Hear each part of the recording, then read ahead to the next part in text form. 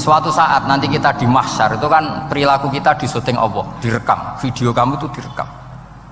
Pas direkam gue munis duit untuk duit girang, untuk bojo girang, pokoknya untuk yang duniawi itu girang. Bareng bar salat biasa-biasa wae. Terus kita takoki pangeran, jongke bar salat biasa wae, bareng untuk duit kok girang. Penting di duit mbek salat. Saya berkali-kali ngaji bilang karena kenangan terbaik kita ketika ning donya yo tahu salat. Jadi nak disyuting pangeran sampeyan ketemu pangeran kan pantes. Ning donya tahu salat, tahu sujud kan keren. Dan itu dilakukan dengan keasikan yang luar biasa. Karena terus isin, aku jagungan mbek kanca sak jame betah, jagungan mbek apa 8 menit entuk 20 rakaat itu isin nak. Singkat cerita Imam Bukhari itu pede meriwayatkan hadis setelah banyak orang mimpi Rasulullah niku liwat ditututi Imam Bukhari. Iku fawwah ma akhta aqdamahu qadamai Rasulillah sallallahu alaihi wasallam. Terus delamaan yang pernah diinjek Rasulullah niku mautia aqdami Rasulillah sing nate diinjek qadami napa Rasulillah. Itu Imam Bukhari persis di situ. Akhirnya ulama tahu itu maknanya betapa persisnya beliau ketika meriwayatkan hadisnya Rasulullah sallallahu alaihi wasallam. Ada lagi orang mimpi niki teng kitab Fathul Bari. Imam Bukhari itu betul khirbah itu semacam peso kecil. Yadzubu anhu itu kalau ada orang melukai Nabi, dia yang bela-belain supaya orang itu tidak bisa melukai Nabi. Dan itu ditakwil oleh ulama bahwa beliau yang nanti akan mensortir al-ahadis al-maudu'ah, dibuang semua, nggak boleh dinisbatkan kepada Rasulullah Shallallahu Alaihi Wasallam. Jadi kemana itu jasa-jasanipun Imam Bukhari. Terus ketika beliau mau kapundhut, terus Imam Bukhari ketika mau kapundhut itu tertib sekali. Saya banyak membuktikan baik secara bacaan maupun nyata. Orang-orang soleh itu kalau mau kapundhut itu tertib. Mulane sampai nak kapundhut aja selonang-selonong. Nak mati itu sing tertib, sing rapi lah, tertata. Kalau cerita sedikit, bapak kula niku selawase niku tiap tahun nilai kula teng Jogja. Ibu mboten pernah memamitkan saya sama ketua teng tempat kerja kula. Niku bapak tindak tengkene kula Jumadil Ula niku sak tak pamitno mbek kancamu, guru-gurumu, kanca-kanca kowe mulai ngenteni aku. Terus bapak Recep kapundhut.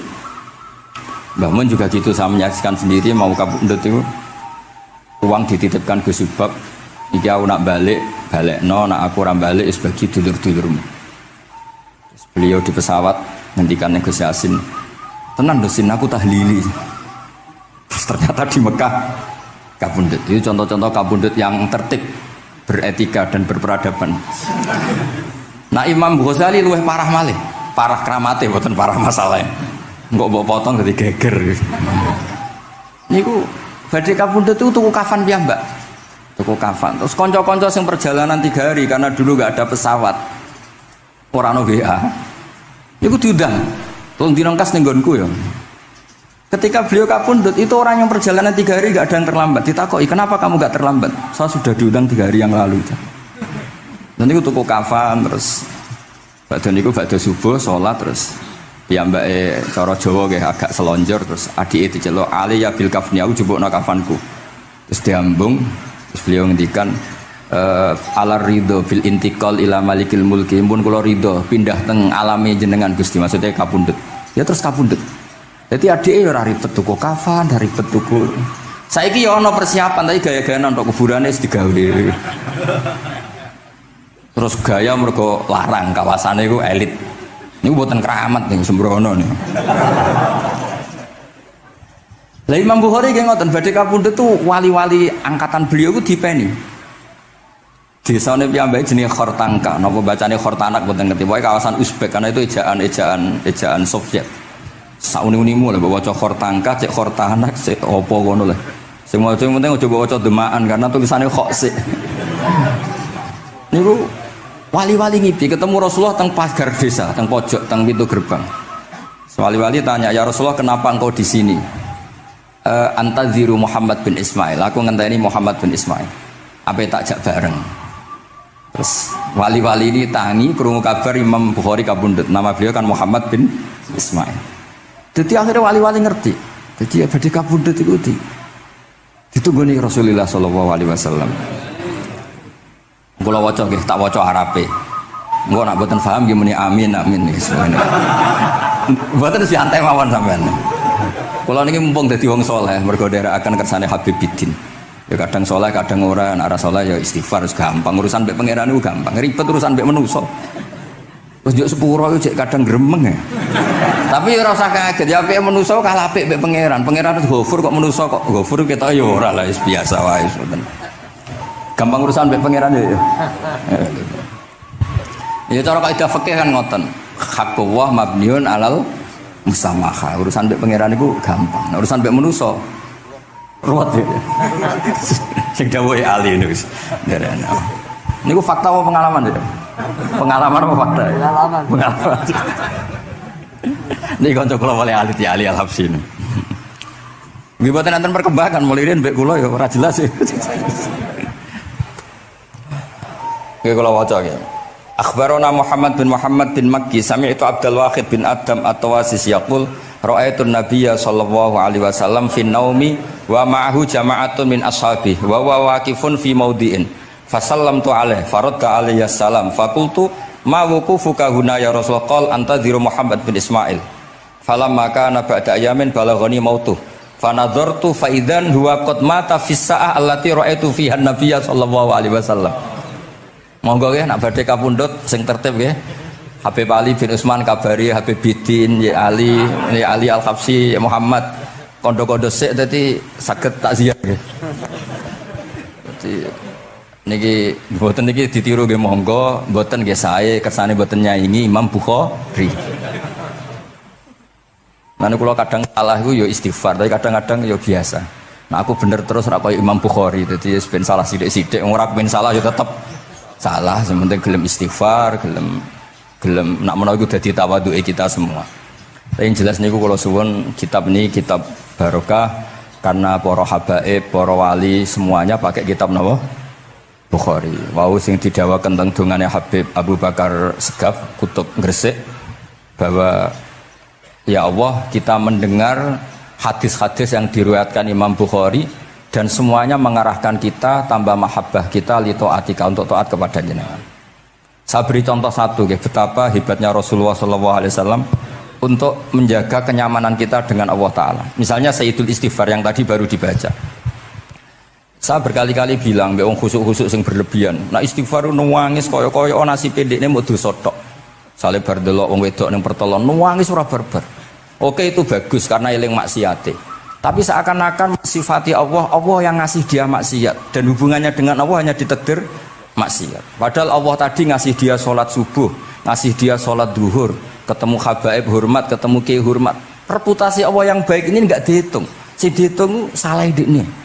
Sehingga terus dia akhirnya sumpah, nak keterusan itu akhirnya rondo, sama aja terus nol pokoknya. Tapi kalau Nabi ngajari kita tidak seperti itu. Sayyidul Istighfar di antara kata-katanya tetap Abu ulaka bi ni'matika alayya. Gusti apapun kula niki makili kita loh ya, tidak makili Kanjeng Nabi. Tentu kalimat itu dari Rasulullah. Tapi anggap saja yang baca kita. Ini penting dalam ilmu hadis. Ya Allah apapun salah saya wau kula teng terminal teng napa delok itu oke niku salah Gusti. Tapi kula ditakdir gak nganti zina. Kanggo wong biasa-biasa ngene iki ora nganti zina iku top. Tapi aja terus delok terus iki cerita wae. Dadi delok istighfar tapi ra nganti zina alhamdulillah. Bar delok tok ya istighfar tapi ra takok nomere iku alhamdulillah. Ora moto terus dikeloni ning kamar. Alhamdulillah. Artinya ada sisi nikmat lah. Wong rai pas-pasan wae kok saleh ngono kan top ya. Ora top delok top ra nganti terus gitu. Dan Quran membenarkan model ngono iku, maksudnya membenarkan itu dimaklumi. Dimaklumi iku artinya yo kelas-kelas ngono iku ayate intastanibu kabaira ma tunhauna anhu nukafir angkum sayatikum. Yo kelasé lagi ngono. Tapi maksud saya kowe kudu eling sisi abu ulaka bi ni'matika alayya. Ya Allah kula delok kok ora zina ya ora takok nomor. Alhamdulillah Gusti jenengan tesih ngreksa kula. Tapi kok terus wa abu ubi dzambi, tapi lha apa Gusti kula delok barang nggih sepuro Gusti. Jadi artinya betapa Rasulullah itu ketika mengajari kita istighfar itu juga bersamaan dengan itu ikrar bahwa nikmat Allah aktsar wa aktsar. Bahwa sisi nikmat Allah itu jauh lebih besar. Makanya di Quran itu tidak ada hanya perintah istighfar, fasabbih bihamdi rabbika wastaghfiru, tetap ada bihamdi rabbik. Apapun kita ini masih masya Allah. Nah, barokahnya hadis-hadis seperti itu, belum hadis solusi. Rasulullah mboten nate dosa, tapi selalu ngasih solusi wong dosa. Wa atbi'is sayyi'atal hasanata tampuha. Berarti bar wong wedok wayu sawangane kok dosa, golek rondo sing elek tuwek kei dhuwit. Mbah, wau kula badhe maksiat niki kafaroe. Engko amen didongakno kaya corona. Muga-muga panjang apa? Artinya itu mboten iki mboten, mungkin nak kula salah ben dikoreksi Habib Ali. Tapi Bapak mun terlambat dadi sungkan mesti. Dadi niki cerita, jadi malah ikrare Habib Abu Bakar Segaf, dawuh-dawuh Nabi itu menginspirasi kita. Belum masalah adamul kunuti wal yaksi. Semua orang Islam seluruh dunia itu nggak ada yang putus asa. Meskipun ahlul ma'asi, ahlul kabair. Barokai hadis riwayat syafaati Rasulullah sallallahu alaihi wasallam. Coba kalau kita tidak dengar hadis syafaat, wong sing tahu dosa langsung fatalistik, sing tahu salah tahu fatalistik, sak donya iku ora ono sing wani iman. Perkarane kabeh gak ada salah. Tapi barokai syafaati Rasulullah sing diriwayatkan Al-Kutubus Sittah, sing diriwayatkan kitab-kitab sing muktabar. Akhirnya wong wani iman. Senajan to salah wis wani iman. Engko arep-arep syafaat Rasulullah sallallahu alaihi wasallam. Terus sing ra maca Bukhari, soalnya tiap pidato sholawat salam kunjuk kanjeng Nabi Muhammad sallallahu alaihi wasallam. Engkang kita tenggo syafaate teng dina sing diarep-arep hubungane mbek Nabi dhewe jarang maca sholawat, sing penting nenggo syafaat. Wis ngono lah, sing penting ku ndadekno iman biwujudis syafaat. Wah niku terakhirin tentang Isra Mi'raj. Ono kata-kata mungkin Gus Apang nyanyine mari sedilo mungkin. Nah, niki kitab Fathul Bari tentang Mi'raj. Niki kan tesih Isra Mi'raj. Dados nabi ku ya manusa ya, kadang-kadang ku ya rondok cara boleh dibahasakan ku rondok ra ikhlas. Dibahasano hasud kok kasaran ya ora pati ikhlas. Tapi ora ikhlase nabi niku barokah. Riyen kita tahu pertama wajib sholat ku 50. Nabi Ibrahim di langit ke-6, kila 7. Kalau ora roh persise urutane, mergo riwayate beda-beda, semene 6 ora semene 7. Mengko ya ora roh dhewe, pokoke nek 6 ya 7. Coba bantah kula. Akhirnya Nabi Ibrahim jenenge capek. Apa mat diceluk wong pancen bae. Dikan salat 50 rakaat. Mendel Nabi Ibrahim, ora biasa bantah. Bareng tok Nabi Musa bantah. Apa mat 50? Dekne asline bantah iku ora kok perkara piye. Asline iku gak krana sakake kita mboten. Rodok ngeprekno lah cara Jawa. Piye mat 50? Umatku sing gagah-gagah ra kuat temene umatem. Dadi asline iku yo rasake kita. Mulane kula rapati utang jasa asline di bab ini karena asline iku terusane inna ummataka la tutiku dzalik. Umatmu ora kuat. Wong Bani Israil umatku sing gandengan gagah-gagah ra kuat temene umatmu. Padahal kita ya nyatane ra kuat tenan, tapi alhamdulillah. Singkat cerita terus rodok terjadi debat kecil. Kanjeng Nabi karena ahsanan nasi khalqau wa khuluqa. Nurut mawon. Matur ning pangeran Gusti khafif anni. Sampai pangeran disudo 5, berarti itu saya pinten? Matur nang Nabi Musa ijek abot 45. Jaluk ringanan neh. Sampai akhirnya ping 9. Ping 9 berarti 5 ping 9 kalong pinten? 45. Lalu saat ini Nabi Musa sail 5 lah cek jaluk naik keringanan. Waduh anak sido. Ini kumpul rasidono wajib sholat. Tapi pertanyaannya lah, apa ada Mi'raj jebule ratu apa kan gitu. Itu jasanya Nabi Musa. Baru kayak protes nih, seket jadi minten gangsa. Tapi itu sisi Nabi Musa. Tapi kalau ini cerita tentang riwayat ini tentang Fathul Bari, kalau waca mawon. Ketika Nabi Musa di langit ketiga atau keempat, ini kan dilangkai kanjeng Nabi. Dilangkai itu nangis. Nangis itu nangis protes. Ditakoki wae malaikat Jibril, kenapa kok nangis? Grutu itu gak adil iki. Cah wingi kok ngangkai makomku. Grutu wae. Akhire kanjeng Nabi takok, niku sinten? Iku Musa, nembe napa? Ya nembe grutu. Sing digrutoni sinten? Pangeran. Lah terus pangeran gak piye-piye, gak wis biasa aja. Mboten niku lho mboten gawe-gawe. Nek ora percaya sampean waca dhewe kitabe. Kok eja sithik-sithik. Terus lah kena apa? Ya mergo sampean luwih enom tapi nglangkai makome, rada ora trimo. Marane tabayun kan cara saiki tabayun dikonfirmasi. Kula waca mau narape, mungkin nek sing ra ngandel nggih ben ngandel, nek sing ra ngandel nggih ben ya ben goblok wong tak wacana kok ora ngandel.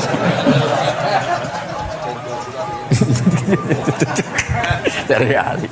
Kula waca mau narape, niki top tenan nih, wis romerat tenan nih. Teng kitab kula halaman 613 juz itu. Jadi sampean saged ngecek malih. Misalnya beda halaman nggih. Apa ya? Bab ya, babnya ya di bab. Bismillahirrahmanirrahim. Niki jelas sampean jarang maca iki. Apa ora tahu ya? Jarang ora tahu parade. Para gak nate. Niki kanca kula mulai alit niki teng sarang. Jadi kula niku de kanca Habib Zain niku kanca mulai alit. Alhamdulillah nganti tuwa ora ana perkembangan ya tetep kanca maksudnya iku. Ya sudah dadi kiai, nak masalah materi sudah tambah sugih ya. Umat ya tambah akeh, tapi hubungan akrabnya tetep sepawancet. Engger ketemu ya pikirane ngopi, rokok. Nah, kula sono perkembangan ya gak rokok ya termasuk. Tapi kalau cara fatwane Mbah Nafek salah. Rokok cara kowe apa, Hak? Misalnya ke darani haram, kowe sing salah. Ning dinggon barang haram diobong. Aduh, kelarang. Mboten nate menang. Ini seksine niki. Nah, kula debat mbek Mbah Nafek. Lah iya rokok itu haram, mulane diobong. Kowe nek ndirokok sitok terus mbok yakini haram, rak berarti jek ana terus barang haram. Tapi nek tak rokok kan tak ilangi. Berarti aku ngilangi haram. Mbah atau menang panjenengan. Ya, mana apa. Nah, kalau skala tuwa nurut mawon. Ini alhamdulillah niki majelis kula seneng sangat ditunggoni para habaib saged nderekaken kersane Habibiddin. Kula nggih ra ngrasa paling bener wong dikongkon mawon. Tapi kelirune insyaallah ora nganti 1%, 0,0 sekian persen pantes-pantes iku. Ya kudu ya wis kudu ngono. Kula wawas nggih. Bismillahirrahmanirrahim. Ketika Nabi Musa ya kesalib Nabi Muhammad sallallahu alaihi wasallam niku nangis. Terus lam azunna ahadan yurfa'u alayya. Saya itu tidak pernah mengira ada orang diangkat meninggi saya. Gak terima. Terus mergo napa? Yasumu banu Israil anni akramu 'ala Allah. Umatku wis kadung yakin nek saya ini yang terbaik kok dilangkai wong ku piye? Kaya kula misale sedarani wong alim alamah terus jebule keliru kalah mbek amang kan yo isin. Dari burung amang putune Nabi mboten isin kula nek kalah mboten isin. Wis mboten yakin mboten isin. Apa isin kalah ya ora apa-apa wis. Tapi ini kan jaga imet kan. Misalnya kula tengkeling terus Ali terus kula nu dikonco ya bidin ini cerita lucu tenan ini kisah nyata. Jenenge Kiai Izzuddin Buntet itu top-top kiai di era itu. Dua santri niku tiang Cirebon asli Jakarta. Jenenge Budi. Ini kanca niku tak sebut jenenge wong cerita lucu. Dia itu bangga dengan kiainya karena orang Jakarta. Iku mergo angger kiai mbek Kiai Izzuddin ku nyucuk. Bangga nek mergo kiyaine ra ono sing ngalahno. Waduh kiai sak kawasan kono iku nyucuk. Suatu saat ana pengajian ngaturi Mbah Mun ya Mbah Maimun Zubair. Kiai Izzuddin nanti mondok sarang. Bareng wonten Mbah Mun Kiai Izzuddin nyucuk. Niku bocah niku teng tingkat 2. Aduh kiai ku keok. Gak terima.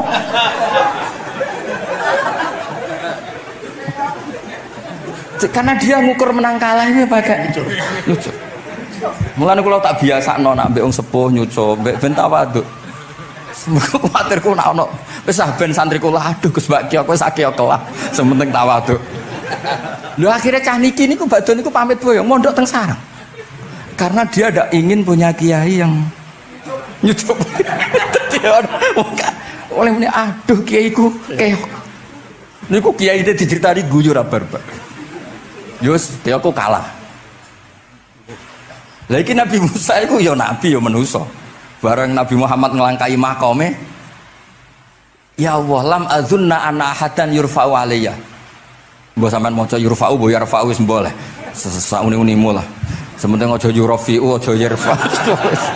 Sauni-unimu lah. Enake apa? Diangkat sak dhuwurku apa? Apa ya sampean maca milih apa ya? Bebas ya? Apa ya nama macam? Yurfa'u. Wedi nek mergo ngarepe wong akeh mergo. Sakake kula maksudnya nak. Akhirnya terus ditanya sama malaikat Jibril, "Kenapa kira-kira gini?" Wa yaz'umu banu Israila anni akramu 'ala Allah wa hadza akramu 'ala Allah minni. Ini urusan nama umatku wis yakin saya ini nabi terbaik. Masalah kan cara image. Kaya wong elek pacaran terus kancane luwih ganteng kan ya mriyang kan. Mulane kabeh iku anggere pacaran mesti ngajak kancane sing luwih elek. Niku nak pengalaman. Masalah kan. Kaya ustad, nang kiai apa kiai ning desa-desa moh ngajak kancane sing luwih alim, masalah ya. Golek penderek sing wis ora apa-apa lah kira-kira. Kula termasuk ndek nyali, ngaji ngajak ya amang dal ngalim. Kula termasuk kiai ndek nyali.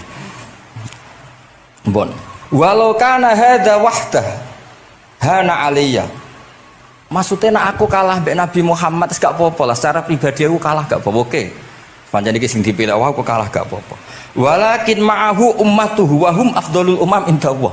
Lho nak antar ketua kalah aku ora masalah, oke lah. Lho tekan sak umatku yo kalah, dadi gak trimo. Dadi wong ra trimo iku yo oleh sithik-sithik tapi Nabi Musa wae ora trimo. Terus walakin ma'ahu ummatuhu wa hum afdhalul umam indallah. Jadi sampean-sampean iki itu orang yang digugat Nabi Musa. Monggo di Fatihai kersane mboten gugat.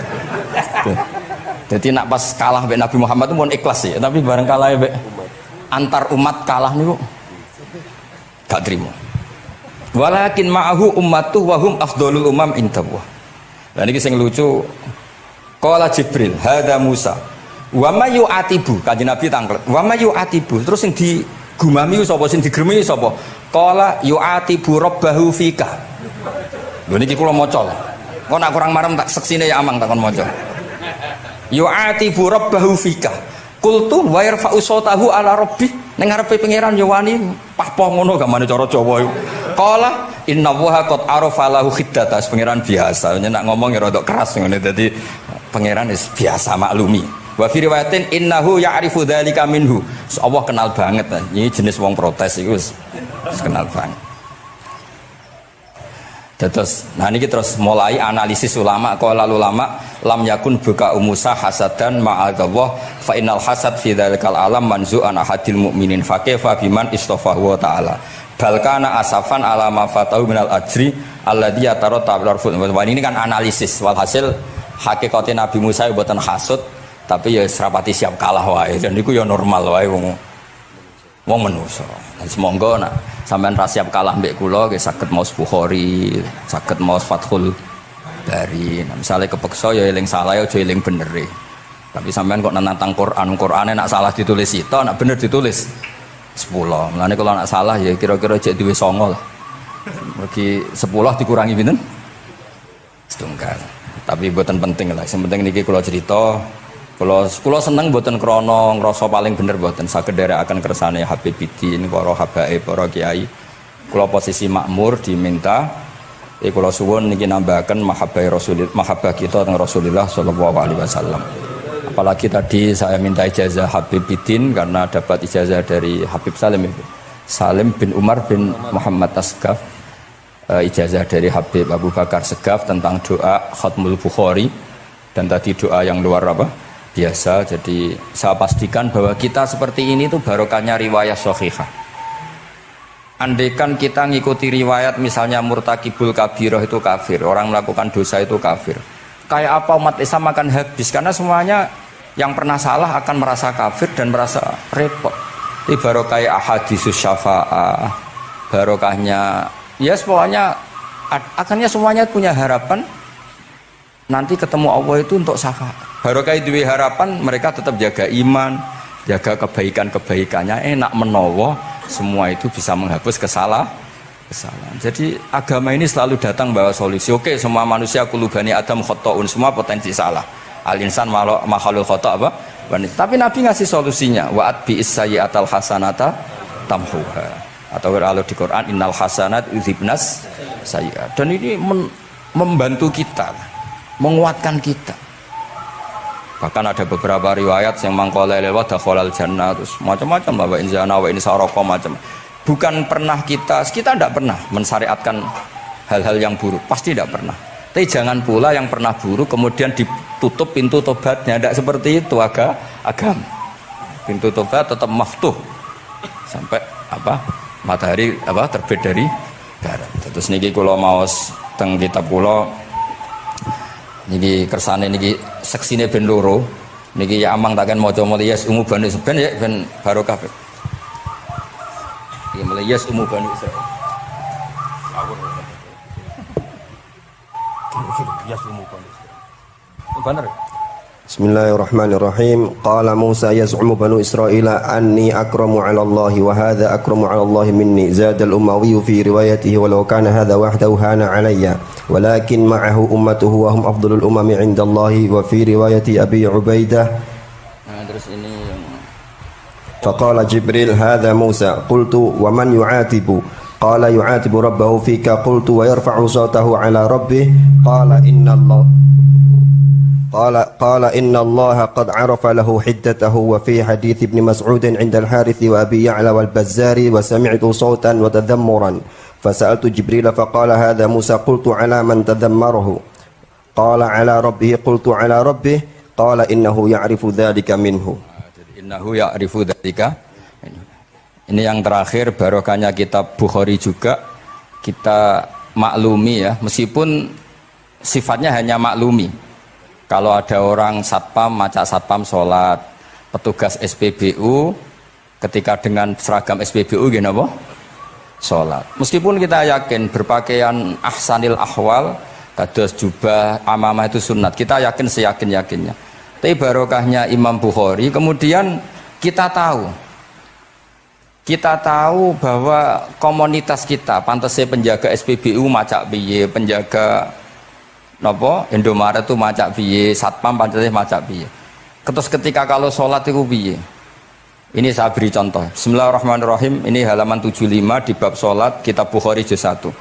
Haddatsana Ahmad bin Yunus, haddatsana Asim bin Muhammad, haddatsani Waqid bin Muhammad an Muhammad bin Munkadir qol shalla Jabirun fi izarin qad aqadahu min qibali qafahu wa thiyabuhu mawdu'atun alal misjab.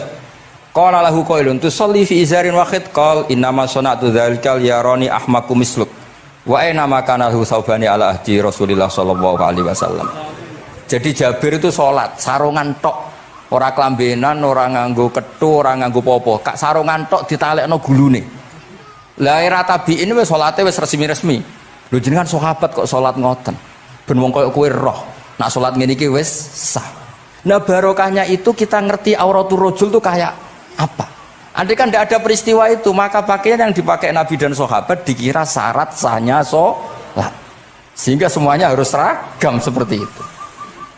Tapi barokahnya pernah ada sholat seperti itu, kita tahu mana auratul rajul yang harus ditutup ketika sholat. Itu ya barokahnya riwayatnya Imam Bukhari.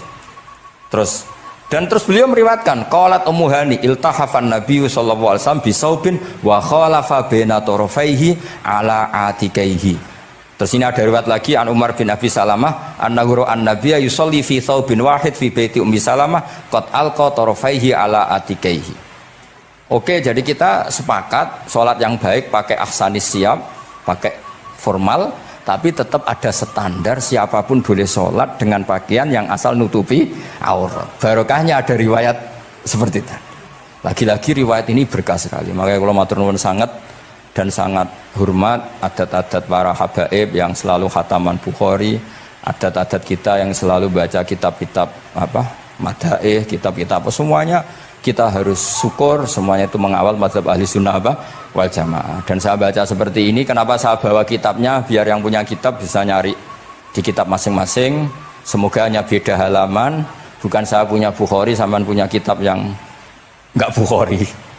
Maksudnya tuh dua ini buku ini ngomong. Jadi jelas gitu. Terus adnal ahwal, misalnya pakaian minimal seperti itu penting. Supaya akhirnya ada orang satpam sholat pakai pakaian satpam ya tidak janggal, ada yang pegawai SPBU sholat gitu tidak janggal, karena sahabat Jabir ini pernah menunjukkan di depan umum sholat seperti itu supaya menunjukkan kadar aurat mana yang harus Andai kan tidak pernah ada peristiwa Jabir dan Rasulullah selalu sholat ala ahsanil ahwal, sahabat misalnya ala ahsanil ahwal, pasti seperti itu dikira syarat sah, dan itu akhirnya umat masa pegawai SPBU macak ngono, satpam macak ngono, barang kiai teko sing kiai sing ndi wong macake padha kan ya ribet. Jadi kabeh iku berdasar napa ilmu. Quran itu turun itu kan mustameknya, pendengarnya itu zaman itu kan orang kafir semua. Makanya pertanyaannya itu untuk jadi ahli tafsir itu syaratnya ada enggak? Ya syaratnya ada, harus paham itu. Lalu syaratnya paham itu apa? Untuk Quran itu syaratnya satu, ya dapat hidayat itu. Karena kalau kita pakai standar apapun itu tidak bisa. Karena banyak orang kafir dulu karena punya pengetahuan yang baik tentang uslubul kalamil Arab, itu Quran turun itu memahami dan faham. Ini termasuk yang diceritakan Shahibus Shahih, yaitu Imam Bukhari. Imam Bukhari itu cerita ada orang namanya Jubair bin Mut'im, itu kafir. Saya ulang lagi ya, Jubair bin Mut'im itu kafir. Dia datang ke Madinah untuk negosiasi Asra Badrin, tawanan perang Badar. Delalah pas itu Rasulullah SAW memimpin sholat maghrib, baca surat Wattur wa kitabim mastur fi raqim mansyur. Si Jubair ini mendengarkan itu kok enak. Nah dia mulai argumentasi kekafirannya terganggu, logika kekafirannya terganggu. Itu ketika Allah mulai mempertanyakan am khuliqu min ghairi syai'in. Kalau kalian merasa Tuhan, mbok kamu itu merasa hidup tanpa pencipta. Ya sudah, kalau kalian merasa Tuhan sebagai subjek, sebagai aktor sejarah, kalian harus khuliqu min ghairi syai'in. Manusia itu diciptakan tanpa pencipta. Atau amhumul khaliqun, atau kalian memang pencipta. Lalu kalau kalian pencipta, pertanyaannya Allah, am khalaqus samawati wal ard, apa kalian semua atau mereka yang kafir itu pencipta langit dan bumi? Terus bala yuqinun, pasti mereka tidak pernah berpikir sebagai pencipta langit dan bumi. Walhasil ketika surat itu selesai dibaca, Jubair bin Mut'im langsung menemui Rasulullah SAW. Terus dia masuk Islam. Ya, terus dia masuk apa? Islam. Ini bukti bahwa Quran itu bisa difahami orang kafir dan bisa menjadi sababul hidayah. Sebab itu saya pastikan jika Quran itu dikaji orang non muslim dengan niat belajar, itu harus diberi hak. Wa in ahadum minal musyrikin astajaroka fa ajirhu hatta yasma'a kalam Allah summa ablihu ma'manah. Jika ada orang kafir minta akad aman supaya dia bisa belajar Quran, harus diberi hak. Karena awal-awal Quran itu saking fasohahnya, saking jameknya, saking jelasnya, bahkan aslama Umar mergo bistimaihi atau bisamaihi ayat Al-Quran. Wa kadzalika aslama Jubair bin Mut'im juga ketika mendengar ayat Quran. Pertanyaannya kan, dia ketika mendengar itu muslim apa masih kafir? Masih apa? Kafir. Dan aslama setelah mendengarkan ayat apa? Quran. Ini nanti saya terangkan secara logika mukjizatnya. Terus ini sekaligus pamit kalian pengurus Menara, juga utamanya Pak Najib, ya Haji Najib. Saya akan suasananya ngaji seperti ini, dan insya Allah selalu pakai Bukhari di bab Fadhailul Quran atau Mukjizatul Quran. Nanti setelah niki do ngopi mulai uteke itu merap. Ning Jawa iku ribet niki, cara disiplin ngaji ku wis kriminal. Kok ana kopi ana ngaji, mesti wong eling kopi sik. Sajane cara disiplin ngaji ku kriminal. Tapi wong niki boten disiplin dadi nggih pun. Kula waca nggih.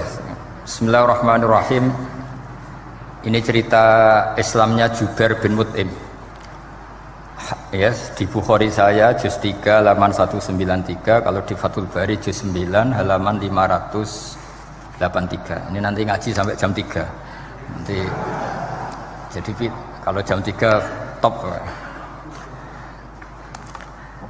Kok yang ketoke sampean seneng nganti jam 3. Nah kita ora paham nggih seperempat jam.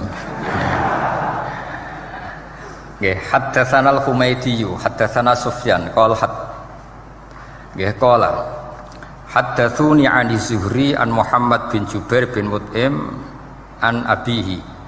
Qala sami'tu an-nabiyya sallallahu alaihi wasallam yaqra'u fil maghrib bit-tur. Falamma balagha hadhil ayat am khuliqu min ghairi syai'in am humul khaliqun. Terus am khalaqus samawati wal ard bal la yuqinun am indahum khazainu rabbika am humul musaytirun. Kada qalbi ayatiron. Kada meh-meh apa qalbi ati ingsun iku ayatira yen to terbang apa qalbi. Hampir hatiku itu hilang, nyaliku sebagai orang kafir itu hilang karena argumentasi saya kalah. Kalah itu ya kalah. Jadi karena Allah itu sangat rasional. Saya berkali-kali kalau ngaji bilang Allah itu zat paling fair, paling kalau boleh dibahasakan tuh ngajak kita sangat-sangat rasional. Saya berkali-kali ngaji bilang untuk menafikan Tuhan selain Allah itu Allah cara nantang itu sederhana sekali. Qul ara'aytum ma tad'una min dunillah aruni madza khalaqu minal ardi am lahum syirkun fis samawati. Kalau kalian punya Tuhan selain saya, kata Allah tidak apa-apa. Asal yang kamu tuhankan itu punya reputasi lah. Ketika aku bangun langit itu ya urun-urun tau apa gitu. Melok gawe langit ora, urun semen ora, kok melok jadi pangeran piye gitu. Jadi aruni. Yang kamu pertuhankan Fir'aun Namrud ketika aku bikin bumi itu di mana? Kan tidak ikut. Tahu-tahu lahir di bumi, tahu-tahu sebagai Tuhan. Ini apa-apaan itu. Jadi aruni madza khalaqu minal ardi am lahum syirkun fis sama. Jadi kalau kata Allah, ini yang pikirannya Jubair bin Mut'im, enggak apa-apa kamu tuhankan selain saya kata Allah, tapi am khalaqus samawati wal ard. Apa Lata Uzza Hubal punya reputasi menciptakan langit bumi.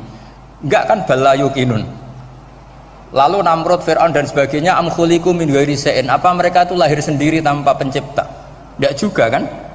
Nah, logika-logika itulah yang menjadikan Jubair bin Mut'im, Sayyidina Umar, Khalid bin Walid banyak yang menjadi masuk napa? Islam. Tapi logika yang dibangun Quran ini kita sudah mulai lupa. Karena tadi surat iki kasihate ngene, sakake Quran. Waqiah mari di duwe, Ra'at nyepet nawang mati kan sudah kasihate itu sudah. Jadi bayan arah mati-mati diwacana surat napa? Ra'at. Dia lupa secara fikih itu hukumnya gimana itu? Apa qatil enggak itu? Ada orang mau mati tidak mati-mati, kamu bacakan Ra'at langsung mati. Ini pembacanya ini qatil apa enggak? Ini harus dibahsul masail di Masjid Menara. Karena sebelum dibacakan Ra'at itu enggak mati-mati, setelah dibacakan mati. Ini kategorinya itu qatlun amdul khata apa khata sibul khata apa. Jadi Quran itu menjadi hilang mukjizatnya kalau kita terus ngomong khasiat ya. Waqiah terus mari di duwe. Ra'at nyepet nawang napa? Mati. Terus surat Baqarah itu mari tolak napa? Apa terkenalin? Tolak sandat ya? Ya sebetulnya enggak apa-apa tapi yo sakake Qur'ane lah, jangan ya tetap fungsi dasar Quran ya dabaru napa? Ayat. Mungkin kalau terangkan. Di sini kada qalbi ayatira. Kula waos ya tengene Fathul Bari. Ka'annahu inzi'ajun inda sama'i hadil ayat atau inda sima'i hadil ayat. Kalau maca 2 kali karena kalau sampean di guru sing macane simak. Guruku maca simak Gus Bak sama tak waca ping pindho inda sama'i hadil ayat untuk inda sima'i hadil ayat. Li fahmihi ma'naha wa ma'rifatihi bima tadammanathu. Fa fahima al-hujjata fastadrakaha billati fi tab'i. Wa dzalika min qawlihi am khuliqu min ghairi syai'in. Terus sampai am khuliqu al makna am khuliqu min ghairi khaliqin wa dzalika la yajuzu. Terus li anna ma la wujuda lahu kaifa yakhluq wa idza batalal wajhani qamatil hujjatu alaihim bi anna lahum khaliqan.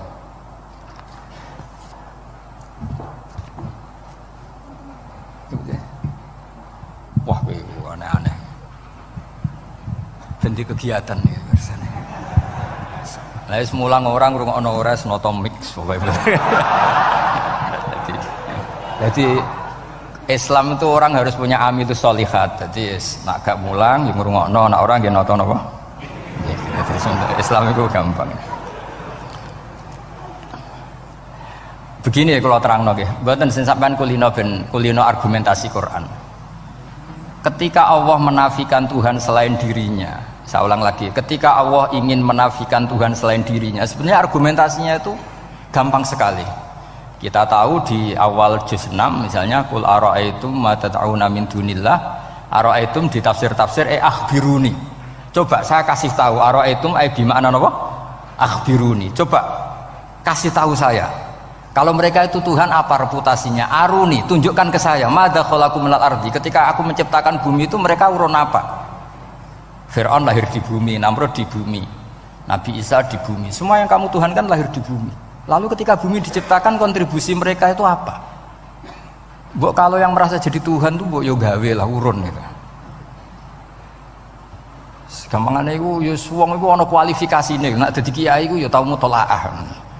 Tahu ngaji bafail macam-macam lah soalnya.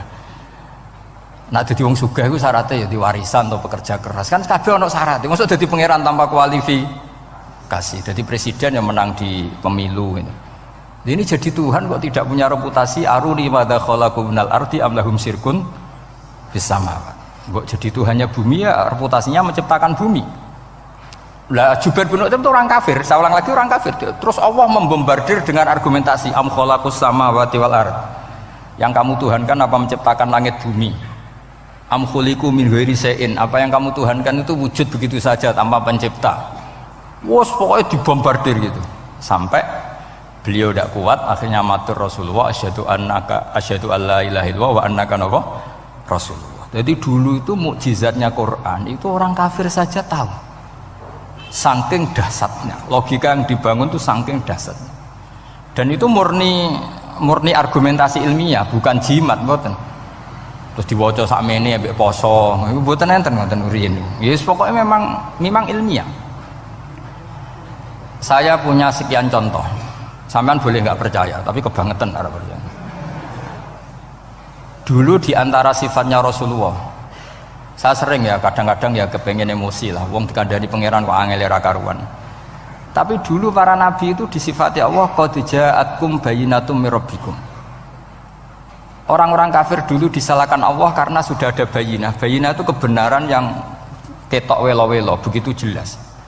Sehingga Allah ketika mensifati kekasihnya yaitu Rasulullah SAW, itu status yang ditonjolkan Allah itu apa? Lam yakunil ladzina kafaru min ahlil kitab wal musyrikin munfakina hatta ta'tiyahumul bayinah. Itu siapa? Rasulun minallah yatslu suhufam mutahharah. Orang kafir yang ngotot terhadap kekafirannya, baik ahli kitab maupun orang musyrik, itu tidak akan tercerabut dari akar kekafiran sehingga datanglah bayinah. Bayinah itu kejelasan yang benar welo-welo. Siapa itu? Rasulun minallah yatslu suhufam. Nah, benar welo-welo itu karena argumentasinya dibenturkan. Saya ulang lagi, dibenturkan. Saya beri sekian contoh argumentasi yang dibenturkan. Saya berkali-kali cerita kalau ngaji.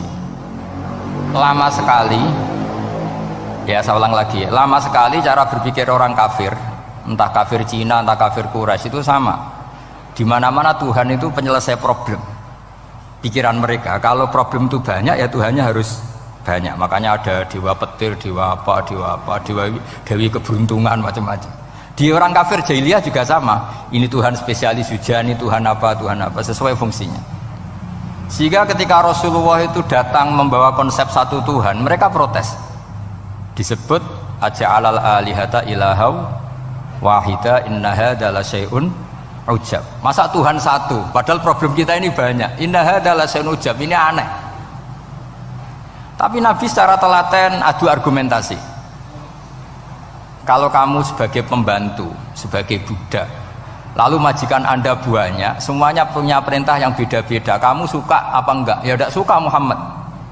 Enak mana majikan banyak sama majikan satu? Ya enak satu. Tuhan kamu itu majikan kamu.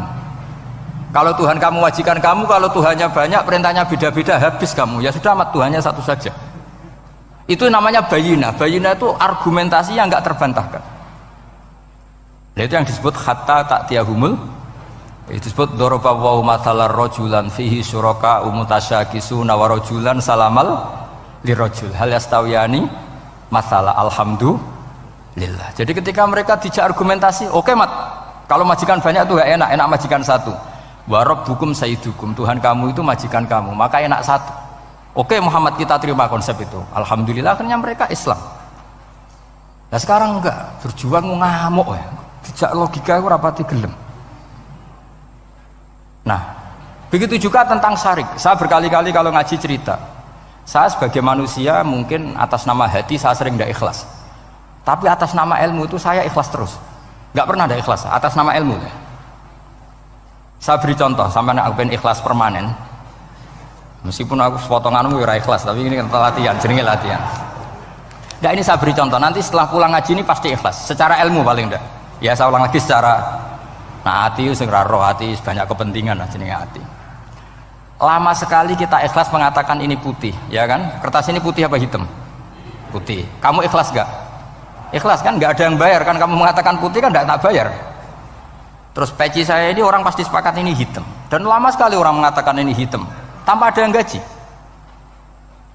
Nah kenapa kita ikhlas? Karena memang faktanya ini putih, sehingga kita katakan putih. Peci hitam faktanya juga hitam, sehingga kita katakan.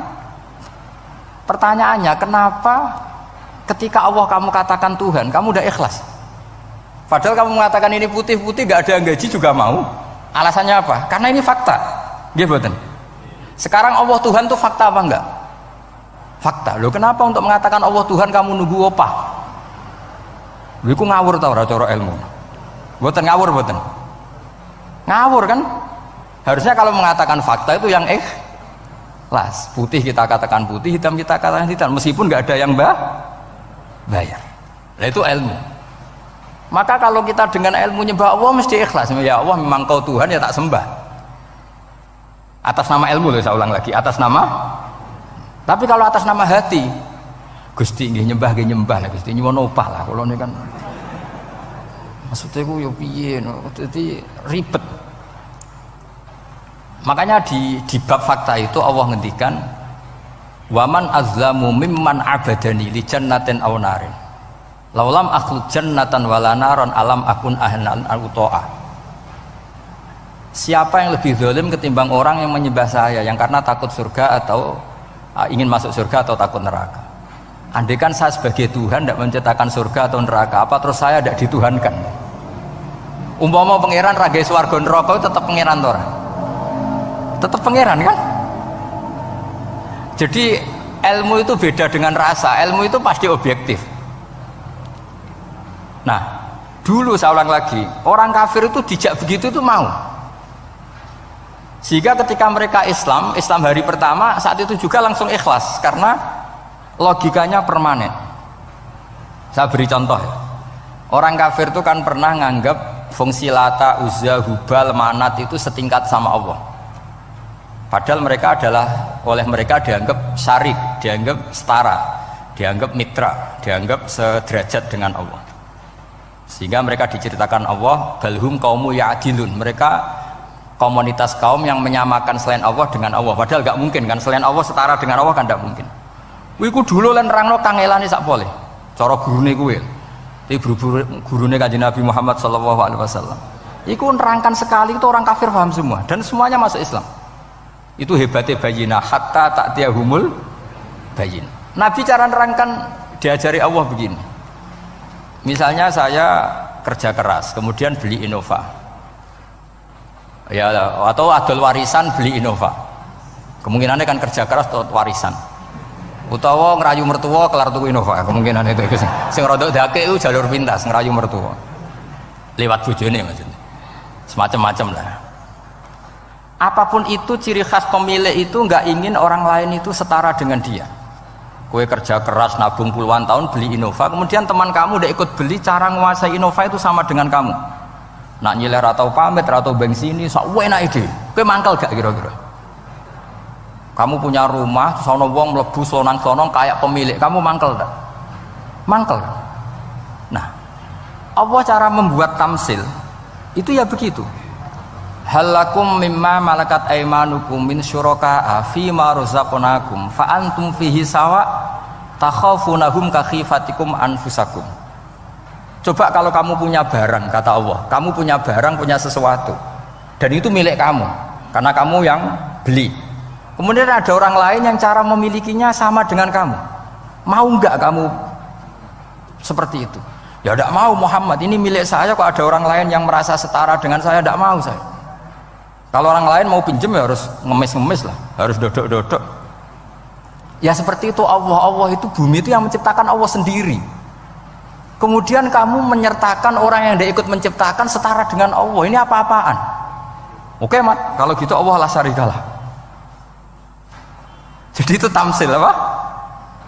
Saya ulang lagi ya, kalau kamu beli Innova, mau nggak ada orang lain yang cara menguasai Innova itu setara dengan kamu? Mau nggak? Nggak mau kan? Bahkan istri saja nak nganggo kudu pamit.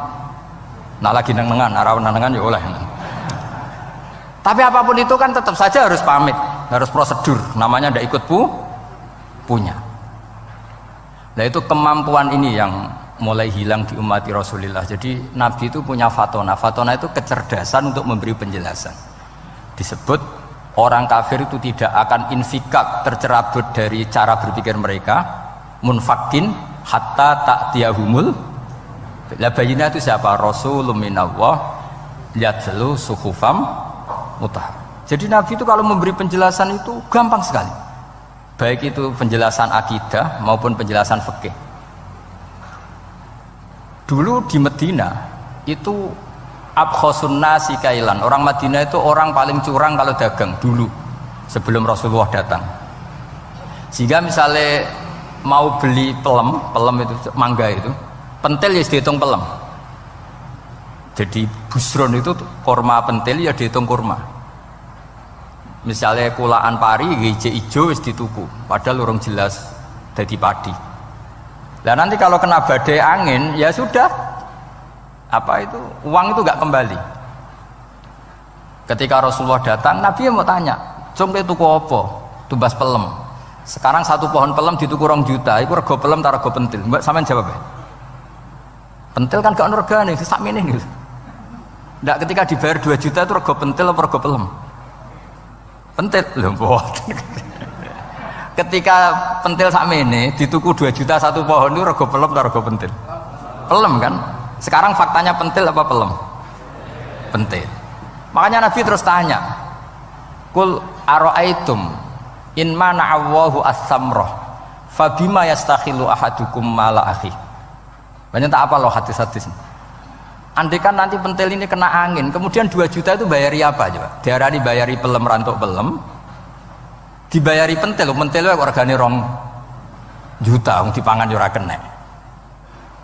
Akhirnya wong Madinah sadar betapa buruknya sistem perdagangan mereka. Wong pentil kok diregani 2 juta. Semenjak itu ada fikih boleh jual pentil itu ba'da budui sholahiyah, setelah jelas-jelas jadi pelem. Paham ya? Dan Nabi cara nerangkan gampang, fabima yastakhillu ahadukum mala akhi. Lalu alasan halal itu apa? Kamu mengambil uang 2 juta atas nama apa? Atas nama pelem ya Rasul, di peleme. Atas nama pentil, mosok pentil regane 2 juta. Jadi akhirnya orang Madinah sadar semenjak itu tidak jual buah-buahan qobla budui sholahiyah, sebelum kelihatan berstatus napa? Samroh buah. Jadi Nabi itu orang yang kalau menjelaskan itu gampang sekali. Dulu itu Nabi pernah dibully orang Bedui. Nabi pernah ngendikan la adwa wala tiarota wala hamah, tidak ada penyakit menular.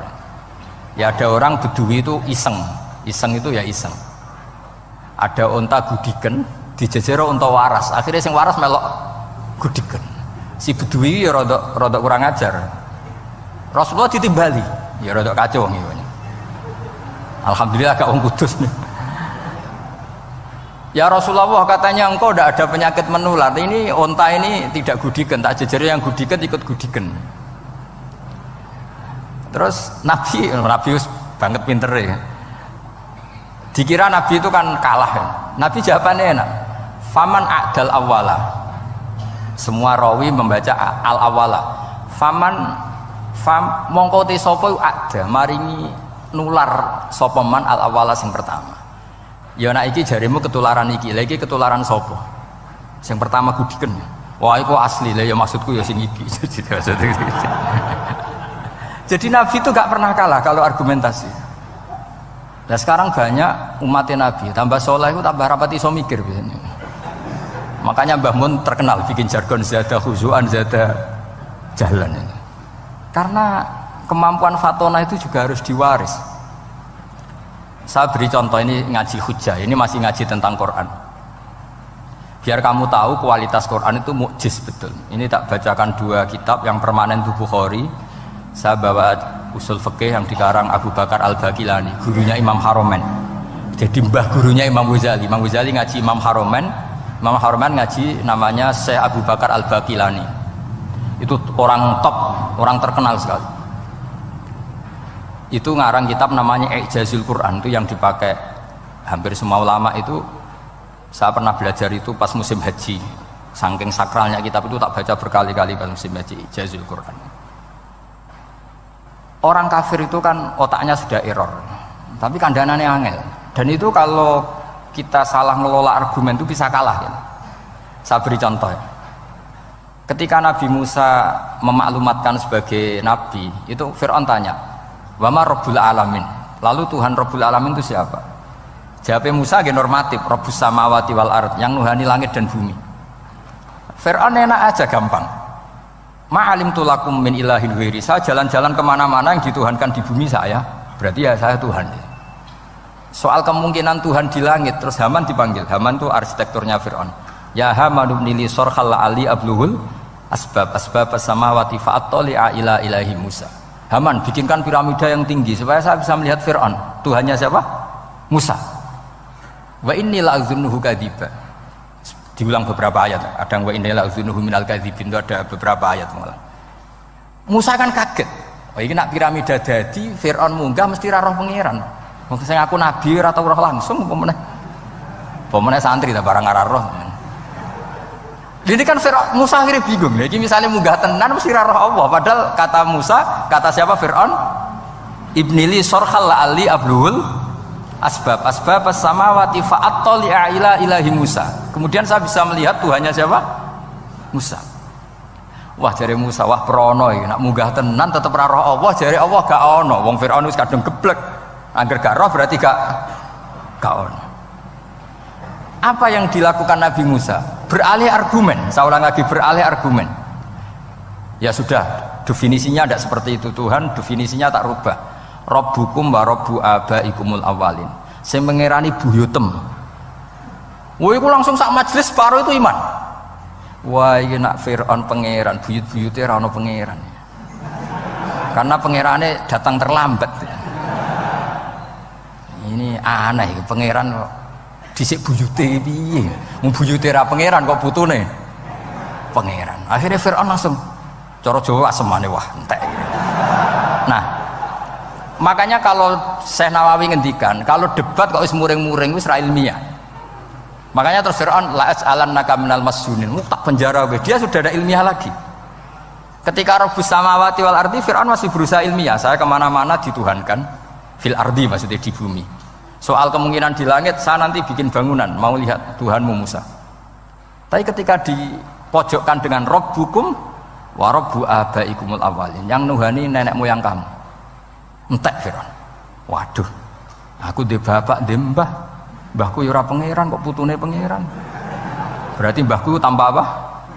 Pangeran. Wah ribet nih. Penjara Musa, jadi emosi dia karena sudah nggak bisa debat. Jadi semua nabi itu ciri khasnya itu punya kemampuan argumentatif.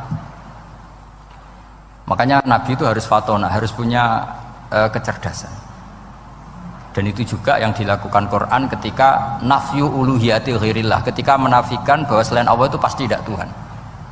Ya tadi, kalau Allah itu punya pesaing sebagai Tuhan, ya namanya Tuhan, reputasinya ya aruni madza khalaqu minal ardi am lahum syirkun fis samawati. Mungkin kalau orang-orang tajwid hanya nekuni fis samawati tuni, itu fis samawati tuni, itu kan urusan tajwid ya.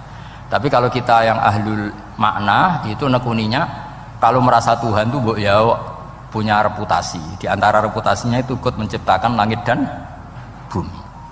Nah dengan demikian namanya bayinah. Bayinah itu kebenaran yang ketok welo-welo. Sehingga orang kafir itu tidak bisa berbantah-bantahan lagi. Nah, ini disebut lam yakunil ladzina kafaru min ahlil kitab wal musyrikina munfakina hatta ta'tiyahumul bayinah. Bayinah itu siapa? Rasulun minallah yatlu suhufam mutahharah. Makanya orang kafir dulu itu matur nuwun tenan mbek Islam. Mergo qad ja'atkum bayyinatum mir rabbikum. Bayinah itu harus ada. Makanya kita sekarang harus sesering mungkin bikin bayinah. Misalnya begini, saya ini kan kiai. Kiai itu kan untuk menunjukkan bahwa yang paling membahagiakan itu sholat. Ya tersiksa kita itu kita kalau tidak sholat, kita tidak sholat. Ono kiai kok tersiksa radi duwe, itu rapati kiai. Mergo berarti orang dadekno sholat itu himmah. Nah caranya gimana? Kita latih. Kita latih, misalnya begini tak, sampean tak latih. Nak sampean ora paham berarti ra kiai. Kudu paham.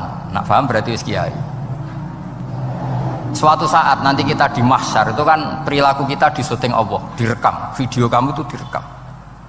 Pas direkam kowe muni duit untuk duit girang, untuk bojo girang, untuk yang duniawi itu girang. Bareng bar salat biasa-biasa wae. Terus kita takoki pangeran, jom kowe bar salat biasa wae, bareng untuk duit kok girang. Penting di duit mbek salat. Mau sini-sini wong, misalnya ketemu pangeran ngoten kan di sini-sini wong. Beda dengan Rasulullah.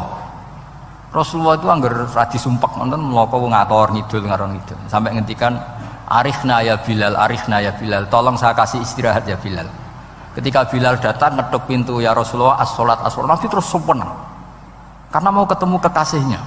Makanya ngentikan wa qurratu aini fis sholat, sempurna. Jenenge fis sholat itu sempurna. Saya berkali-kali ngaji bilang karena kenangan terbaik kita ketika ning donya yo tahu sholat. Jadi nak disoteng pangeran sampeyan ketemu pangeran kan pantes. Ning donya tahu sholat, tahu sujud kan keren. Nah, hal-hal seperti ini tuh harus dijelaskan. Sayyid Zainal Abidin itu nak sholat itu aslinya mau kepengen 2 rakaat, sholat sunat mau kepengen 2 rakaat. Tapi setelah sholat itu dia merasa ya Allah, matur nuwun jenengan kasih rezeki sholat, sehingga terus sholat lagi sebagai syukur diberi sholat 2 rakaat. Saking syukurnya sholat lagi itu gak tahu akhirnya setiap hari itu 1000 rakaat. Dan itu dilakukan dengan keasikan yang luar biasa. Karena terus isin, aku jagungan mbek konco sak jame betah, jagungan mbek apa 8 menit entuk 20 rakaat itu isin lah. Itu ya duwe isin maksudnya ya. Iki cerita wong duwe isin, nek sing mboten nggih monggo lah niki pilihan, niki cerita mawon. Sampeyan aja takok, lah Gus wae iso nglakoni itu ora, gak sopan takok kiai, paham. Itu cerita mawon. Tapi saya bisa bayangkan perasaannya orang-orang soleh. Wong nak duwe isin itu jagungan mbek kanca wae asik. Padahal kanca iki ra jelas prospeke, cara donya ora jelas, akhirate ora jelas. Lho iki jagungan mbek Allah kok kesusu, ini makhluk model apa kan? Hamba model apa? Lho Kanjeng Nabi itu sampean tak critani. Garwa paling disenengi Sayyidah Aisyah. Wayu perawan. Siddiqah lare. Lha niku Sayyidah Aisyah saking kepingine dikumpuli Nabi niku nak Nabi salat malam niku turu ning ngarepe. Ya turu ning ngarep. Nabi ku mboten gaya kok sampeyan dinggon salat khusus mboten nggih salate nggih tenggene gen sarine. Masane kan kada kaji-kaji sugih ana ruang salat. Ana sajadahe, ana tasbih komedi. Gaya tok. Kula bolak-balik dolan wong sugih-sugih. Monggo Gus nggon pesolatan. Wah iso ambu malaikat blas gak ana yakin. Gaya tok wis. Aku elek-elek yo gawa Quran mambu lah, ana malaikat ora mambu lah. Potongane wis 11. Nabi ku mboten nggih sederhana sing didamel qiyamul lail nggih sing teng kamare Sayyidah Aisyah niku. Niku Sayyidah Aisyah ku jarak tulu Malang. Lha niku yo ora dibeda mek Nabi nek mun kepengin salat nggih salat mawon. Nak pas kias qiyam niku pas berdiri Sayyidah Aisyah ndelojor. Jebule salatnya diterusno, pas Nabi badhe sujud, akhirnya kakinya ditekuk. Ngekeki ruang Nabi sujud. Akhirnya kenangannya Sayyidah Aisyah, akhirnya Nabi bilang ke saya, dari ini ata'abbadu li rabbi, aku keizin. Aku tak asik mbek pangeran. Fataraqtu hawa ya li hawahu. Gelem ra gelem aku ngalahno kepenginku dikumpuli Nabi mergo demi senenge Nabi mbek pangeran. Iso sampean niku tahajud ngenteni nenengan mbek bojo. Wong bojo elek kok ninggalo tahajud iki. Ah, amit tenan jelas. Dane ora bojone ayu malah ra tau napa? Tahajud. Wis musibah tenan iki, wis musibah. Nabi ku garwane ayu, Aisyah. Lho niku mboten pas teng Sauda, lho pas teng Aisyah. Lho niku sing nyekseni nak Kanjeng Nabi jumeneng nganti mlentoh niku Aisyah. Dia agak tau mikir kok Aisyah. Lho jajal kene bojo wayu, kok bergak tahajud. Pas rukun lho ya, nak rukun agak tunggale, pas rukun. Lagi agak tau mikir wong ning Sayyidah Aisyah pas rukun qiyamul lail nganti swaromat qadamahu nganti melentoh. Ketika dijawab, bukankah engkau sudah dimaafkan mata qaddama min dzambika mata akhir? Jawab Nabi, afala akunu abdan syakur. Kayak apa? Karena tadi ketika Nabi sholat tuh asik. Siapa yang bisa menandingi keasikan seorang hamba dengan kekasihnya, yaitu Allah Ta'ala. Dan itu yang ditiru dzurriyyah-dzurriyyahnya kayak Sayyid Ali Zainal Abidin, kan sekali sholat itu asik. Makanya ada wali ditanya, kamu masuk surga, Gusti wonten sholat mboten teng swarga? Nak mboten sadok mboten usah jane. Nak kowe mlebu swarga seneng kan hore ra usah subuh kan. Mulane potongan ku angel mlebu swarga karena tadi kepen mlebu swarga ben bebas subuh, bebas Jumatan. Berarti selama ini kamu ngambut syariat itu problem, napa? Masalah ya, berarti ngambut syariat itu masalah. Ning donya haram nyabu, sebayangno ning swarga ape napa? Nyabu. Mergo ana wa khamril ladzatil lisyaribin la fiya ghulu wa lahum anha yunsafun. Jadi orang-orang baik itu ukurannya itu, makanya saya bilang mungkin kita tidak ikhlas secara hati karena hati kita ya taqallab molak malik, tapi kita harus ikhlas secara ilmu ya, ikhlas secara apa? Ilmu. Yaitu tadi caranya saya ulang lagi ya, kamu mengatakan ini putih-putih kan tidak ada yang bayar kan, paham ya, karena ini fakta. Nah sekarang Allah jadi Tuhan itu fakta apa enggak? Fakta. Kenapa kamu mengatakan Allah Tuhan nunggu dibayar surga, itu memalukan apa enggak? Nah di bab ilmu kita harus ikhlas, meskipun hati kita sebagai manusia mungkin tidak ikhlas. Ini fatwa Imam Ghazali. Jadi ilmu itu segala-galanya, makanya disebut fa'lam annahu la ilaha illallah, bukan fas'ur. Fas'ur itu rasakan kalau Allah itu Tuhan, enggak, tapi fa'lam. Karena kalau rasa itu kan tawakal tok, orang mergawe ora di duit. Padahal pokoknya rasa itu kadang ya umat tawakal ya, kabeh ku pangeran. Tapi kadang-kadang tawakal tok orang mergawe ya kere. Iya, ujug-ujug mending ngono. Padahal ya Islam, kadang ya tamatan madrasah ngomong ngono. Karena hati, sing ngomong ngono iku hati. Lesan kan hanya terjemahan, hanya penerjem. Tapi kalau ilmu enggak, ilmu tetap sadar. Enggak bisa sesuatu tanpa melibatkan Allah Subhanahu wa ta'ala. Kalau suwun niki ada napa? Makalah sing kula simpen napa? Akhirnya terus Jubair bin Mut'im niku masuk Islam karena logika yang dibangun oleh surat At-Tur ya, itu tidak meninggalkan logika yang selama ini dipakai, yaitu menuhankan Lata, Uzza, Hubal dan sebagainya.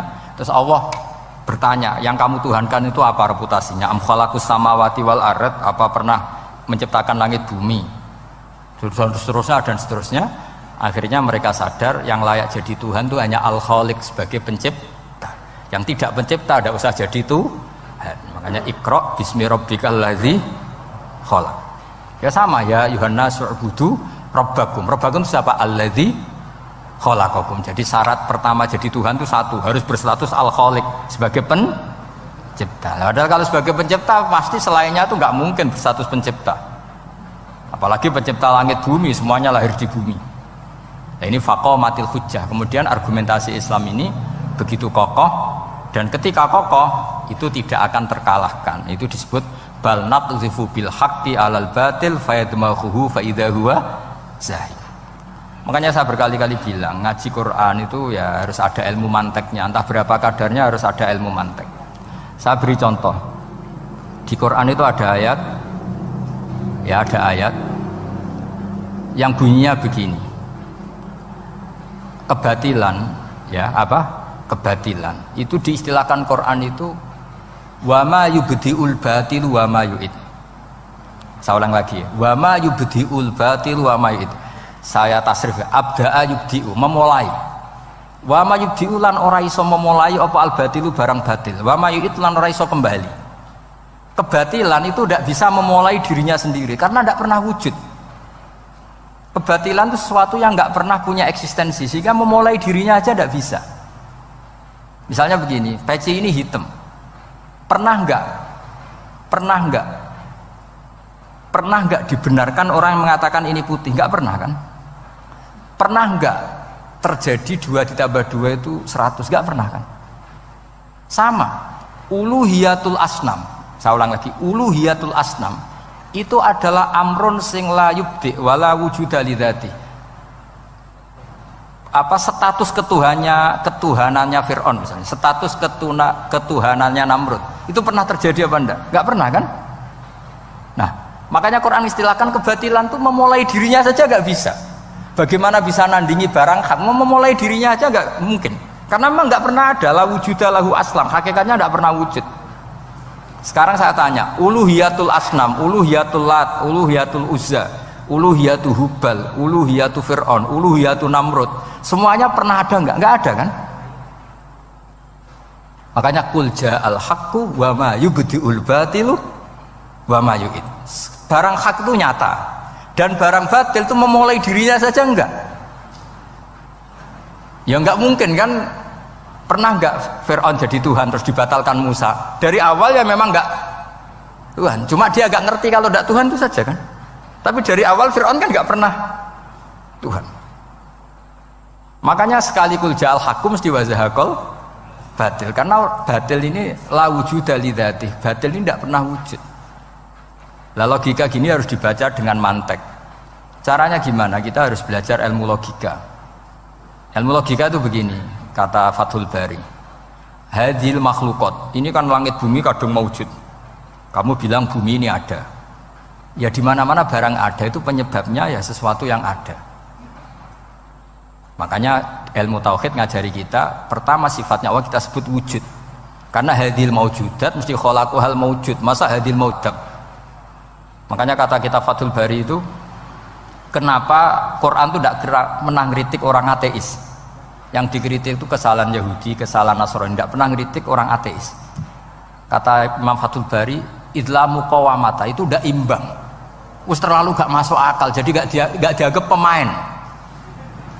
Lah wong misalnya terus wong kok debat mbek wong ini, bumi ku wujud ora? Ya wujud, sing gawe gak wujud.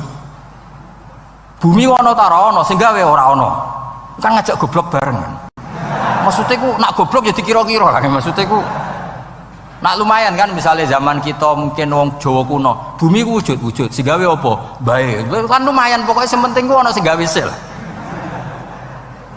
Soal kok sing gawe rada keliru kok dibenerno lah, tapi ana sing gawe sen. Iki ora. Barang wujud penyebabnya itu tidak. Berarti adamun yakhluqu maujudan, barang ra ana tapi nyiptakno sing wong darani ra ana iku mesti ra duwe ngefek apa kok darani. Itu aneh kan, sesuatu yang enggak ada menciptakan yang ada.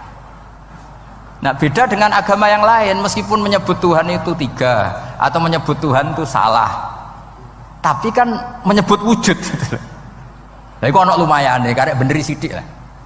Lah Islam lagi datang wujud sing pencipta itu jenenge Allah Subhanahu wa taala. Akhirnya sing darani liyane kon ikut darani ku Allah taala. Nah artinya gini, ateis itu tidak rival karena terlalu lah, mosok akal sehat dijak goblok bareng. Ya aku mau hadil maujud khalaqahul adam, ini wujud tapi penciptanya enggak ada. Lah nyiptakno apa ya ora ono. Berarti apa? Al adamu yakhluqu maujudan, barang ra ono menciptakan yang tidak ada. Padahal khasnya enggak ada itu apa? La yu'athir wa la yakhluq. Jenenge barang enggak ada pasti tidak bisa menciptakan. Jadi ben sampean ngerti ya, jadi supaya lah itu yang dimaksud amkhuliku min ghairi syai'in.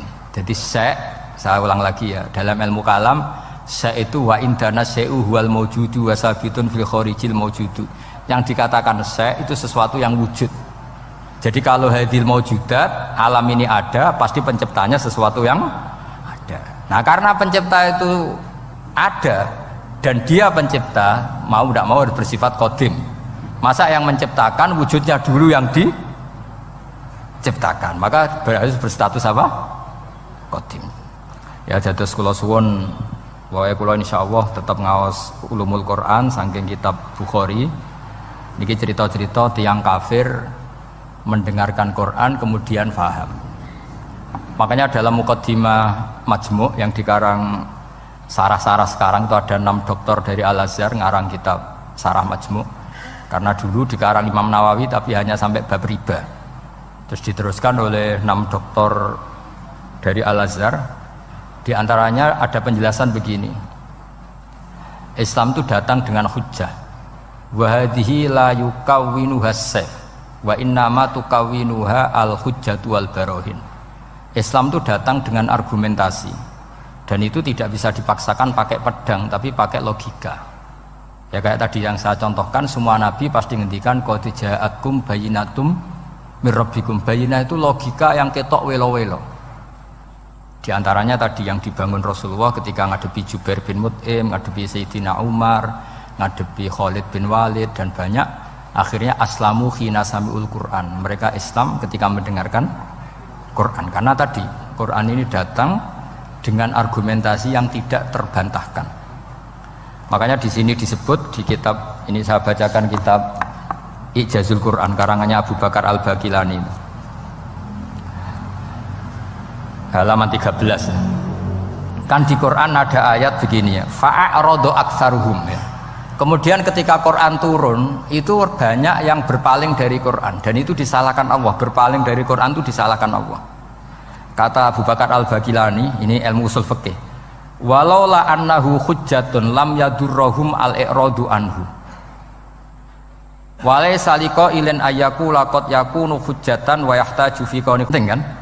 Sampai orang disalahkan mengabaikan sesuatu, itu kalau sesuatunya penting apa tidak penting? Penting. Orang kafir itu disalahkan karena mengabaikan Quran, padahal Quran itu super penting. Sehingga kalau orang kafir dengan Quran itu pasti iman, asal mau dengar. Nah, ketika mukjizatnya Quran ini muncul dan bisa mengalahkan semua argumentasi orang-orang kafir, pilihannya orang kafir hanya satu. Ojo sampai uang lu krungu Quran, mengko mesti iman. Makanya mereka bilang wa qala alladzina kafaru la tasma'u li hadzal Qur'an walghaw fihi la'allakum taghlibun. Jadi kamane kowe ndek kanca ganteng, pinter sugih. Satu-satunya cara pacaran merasa seneng ojo jak apel. Kuwi ku mesti kowe kalah.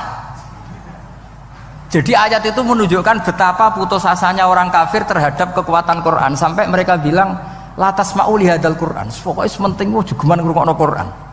Jari Walid, aku sing pinter-pintere wong kafir krungu Quran mah iman. Cara ora mbok provokasi aku ya iman.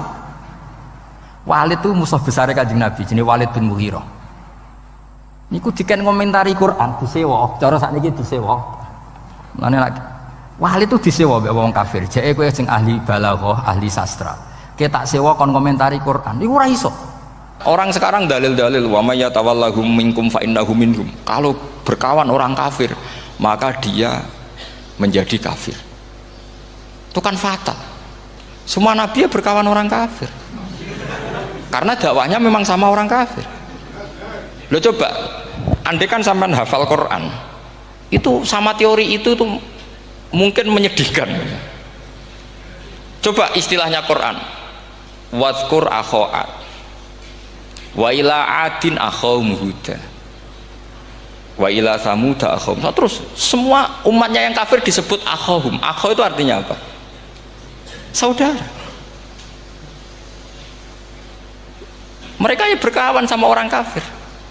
Makanya butuh analisis fikih untuk maknani wa may yatawallahu minkum fa innahu.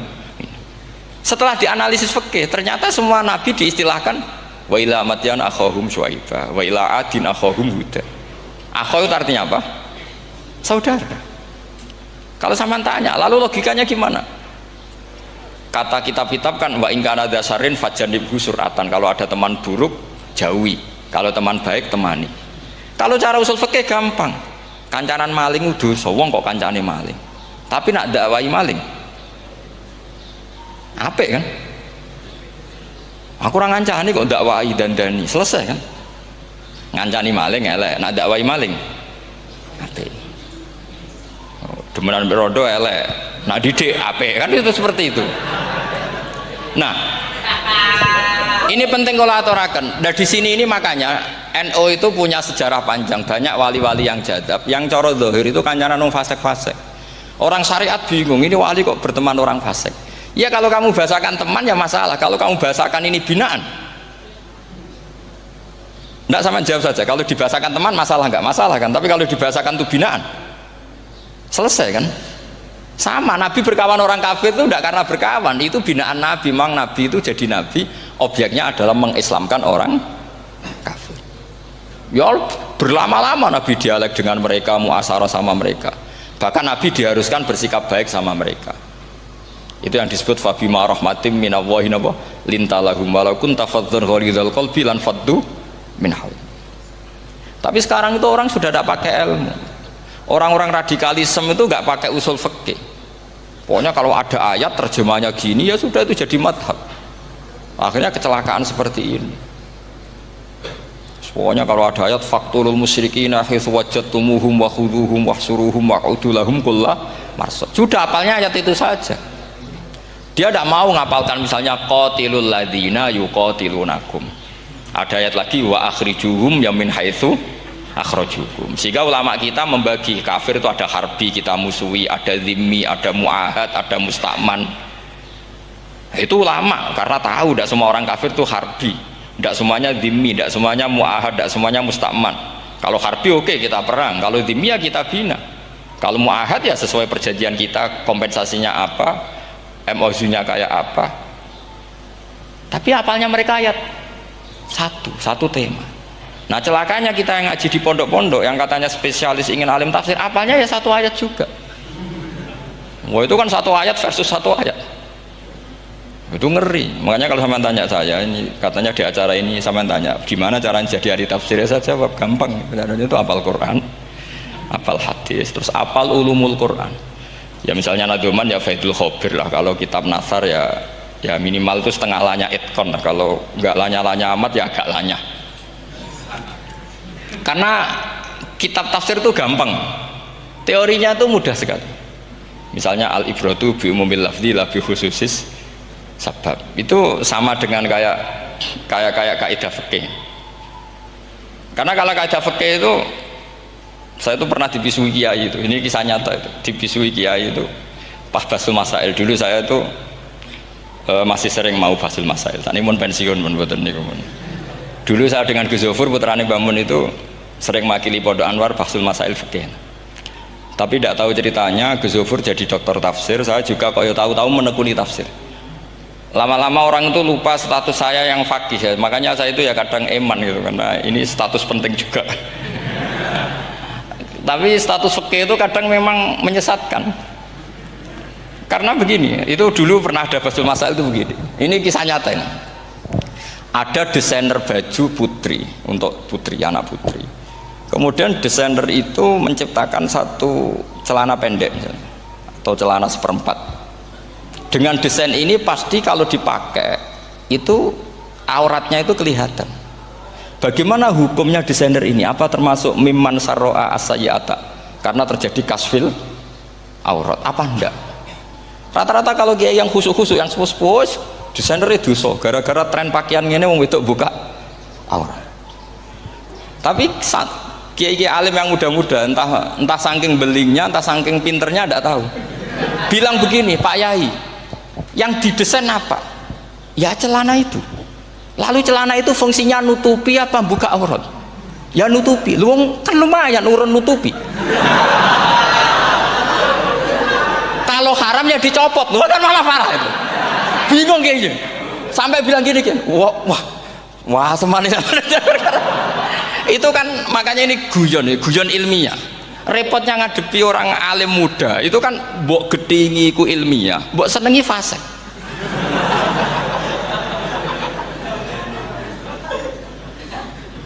Ketika kiai yang khusyuk tadi tak tanya, kalau desainer katok seprapat, paham gitu? Kau coba yang celana dalam terlalu vulgar gitu, paham gitu? Nggak rok saja lah, rok mini misalnya, rok selutut. Saman jangan ngeres ya, yang rok selutut misalnya. Rok selutut itu desainernya kena hukum haram enggak? Saman jawab saja. Oh haram dari kiai sepuh, karena dengan desain itu misalnya lututnya kelihatan. Tapi pertanyaannya Kiai Muda saya masih ingat betul, saya tanya. Lalu fungsi pakaian itu apa Pak Yai? Fungsi itu kan tetap nutupi sebagian aurat. Kalau Anda haramkan, barang haram itu harus dihilangkan. Nah, itu. Sampai Kiai itu setelah acara itu manggil saya. Gus, kalau ngakoni jenengan alim tapi iki podo repote. Podo repote ku nak dalam itu kan terus itu ada perumusan di redaksi keputusan yang dijual itu, yang masail fikihnya kan terus diputuskan, dibukukan. Kalau redaksinya halal terus nanti orang pakai rok semua. Dan saya balik bantah, kalau redaksinya haram orang nggak pakai rok malah. Akhirnya itu apa? Kebijakannya lucu. Buak we Gus, pertanyaan itu buak sak jawabannya oke. Jadi kita debat tidak jadi. Ini cerita ilmiah, makanya sama tidak wajib manut saya ini terlalu ilmiah, jadi tidak baik untuk kehidupan kesalian, kurang baik. Jadi ini, tapi ini ilmu, tetap kaidahnya fikih ma la yudraku kullu la yudraku kullu. Jangan kalau tidak bisa nutupi aurat semua, lalu jangan sama sekali.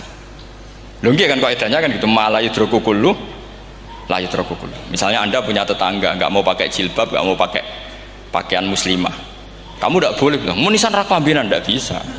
Malayu trokukulu layut napa malayu trokukulu nu layut troku napa kullu. Makanya ini kita harus hati-hati. Nah bayangkan sekarang orang meneliti Quran itu yutrokukulu. Mestinya kalau Anda meneliti radikalisme, ayat yang terkait radikalisme diteliti semua. Ternyata di surat Taubat yang disebut suratus Saif, yang bahkan haram baca bismillah, itu ada ayat wa in ahadum minal musyrikin nastajaroka fa'ajirhu hatta yasma'a kalam Allah summa ablighu ma'mana. Muhammad, kalau ada orang kafir mau belajar Quran sama kamu, ya harus kamu pelajari hatta yasma'a kalam Allah. Setelah mereka mau belajar, ya ablighu ma'mana summa ablighu ma'mana, kamu harus menjamin keamanan dia. Itu di surat Taubat, termasuk akhiru suratin nazalat, gak mungkin terjadi mansuh. Tapi orang-orang ekstremis selalu pakai faqatulul musyrikin haitsu, apalan itu terus. Yang orang liberal yang menaparin la ikraha fiddin. Ya sudah seperti itu. Sing orang-orang ora tegas, ora tau nahi mungkar, ya ma arsalnaka illa rahmatan lil alamin. Ngono terus. Yang kelompok tukang nahi mungkar ya ayatnya amen nahi mungkar. Saya tuh heran, kenapa mereka apalannya kok pedot itu. Kita yang hafal semua bingung jadi. Jadi akhirnya kita yang pinter anut sing goblok, karena saya tuh pernah loh debat sama orang salaf, debat gitu. Setelah saya mengutarakan sekian hadis, ada tuh Pak hadis itu, waduh, harusnya kamu ngaji saya, ada debat tuh yang level, kalau nggak level tuh nggak boleh katanya. Kamu tuh kan ngeri. Makanya ini penting ya, kalau sampean tanya ingin jadi alim tafsir ya harus hafal Quran semua. Kalau tidak mungkin yang nunggu orang semua mati baru Anda jadi ahli tafsir, karena tidak ada musuhnya. Tapi saya pastikan orang kafir pun bisa memahami Quran, yaitu tadi hatta yasma'a kalam Allah. Sayyidina Umar itu masuk Islam itu gara-gara dengar adiknya baca Toha, ma anzalna alikal qur'ana litashqa illa tadhkiratal liman yakhsha tanzilam mimman khalaqal arda was samawat ma huwa bikalamil basar. Tidak mungkin seperti ini karangan manusia, itu tidak mungkin. Akhirnya dia Islam. Banyak orang Islam karena diperdengarkan Quran, karena memang notnya sudah unik, makna kualitasnya juga sudah unik, semuanya itu unik, indah. Sampai sekarang pun orang kafir itu orang paling tahu Quran. Makanya Allah mensifati orang kafir itu hasadam min indi anfusihim mim ba'di ma tabayyana lahumul haq. Sekarang sama saya tanya, orang sing tabayyana lahumul haq itu orang paham apa orang tidak paham? Mereka orang kafir itu mengingkari Quran padahal mimba dima tabayyana lahumul haqqu, setelah kebenaran nyata bagi mereka. Nyata bagi mereka artinya orang kafir paham apa tidak paham? Paham. Cuma mereka punya penyakit hasadam min intianus. Mereka juga kalau ada ayat tentang ahkam yang memberatkan, mereka bilang i'ti bi Qur'anin ghairi hada au badil. Muhammad harusnya jangan tema itu yang diangkat, buat cari Quran yang lain yang enggak tema itu. Mereka sampai memilih tema itu karena paham apa karena tidak paham? Karena paham. Makanya di makalah saya pastikan ngaji tafsir itu gampang karena orang kafir pun bisa. Kalau kasus Ahok itu bukan paham itu melintir, beda. Paham sama melintir itu beda. Itu diterjemah kemenang tuh jangan mengangkat kawan orang Islam, bukan ngangkat pemimpin. Ya likinya kalau ngangkat teman saja tidak boleh, apalagi ngangkat pemimpin. Fatal mana berteman sama orang salah sama ngangkat. Saman kancanan maling itu apik nak menawa nang andani. Terus ngangkat, "Hei maling ke pimpinanku." Parah mana? Parah mana? Artinya sama saja ketika diterjemah jangan ngangkat teman. Sebetulnya ngangkat pemimpin lebih fatal. Itu kan mafhum awlawiyah, itu kan normal saja. Itu di Quran biasa, misalnya innalladzina yakuluna amwalal yatama dzulman, orang yang makan hartanya anak yatim secara zalim. Terus kamu bilang, "Gus, saya tidak makan kok, sepeda motornya tak gasap, tak jual." Yang diharamkan kan makan. Wah, ya sarap kalau gitu. Maknanya begini, memakan harta anak yatim artinya ifsad. Ifsad itu merusak. Nak ngono ikhraq, membakar atau mencuri sama dengan makan, bal asyad, malah kan lebih apa? Lebih apa? Dasar. Jadi yakuluna di situ tuh ba'dul amsilah, sebagian contoh min wujuhil ifsad atau min wujuhil ihlak. Jangan kok karena ayatnya makan, oh yang haram tuh makan, kalau nyuri gak apa-apa. Waya fatal. Itu kan sama dengan santri geblek ketika ada kiai necong, kowe mbek bojomu jogeman naboi. Suatu saat istrinya lapor lagi, "Pak Yai sekarang tidak naboi tapi nyadui." Karena naboi itu pakai tangan. Mereka pertama dilaporkan kiainya, "Pak Yai, suami saya itu sering memukulin saya pakai tangan gini. Jong jogeman naboi bojomu." "Nggih Pak Yai, siap." Suatu saat istrinya lapor, "Pak, tetap benjut, kenapa? Kalau nak niki disadui." Mereka pikirannya, sing haram nabok, nak nyaduk halal. Wah, itu kan ngajak goblok bareng. Nah, masalahnya di usul fikih kasusnya seperti itu. Makanya saya ini kadang ya maliki sekali. Kadang saya itu maliki sekali. Kadang ya. Misalnya begini, saya beri contoh. Ini yang kisah nyata ya. Ada seorang Arabi datang ke Rasulullah. Ya, tadi kan teman-teman minta juga ilmu hadis ya. Ini satu paket saja. Itu tadi nanti kalau sampean kasih lalim itu sudah ada urusan saya tadi. Nunggu orang mati banyak tadi. Kalau nggak usah nunggu orang mati, sarannya tadi apal tadi. Ya Rasulullah, ahlak tuh. Saya ini orang yang rusak.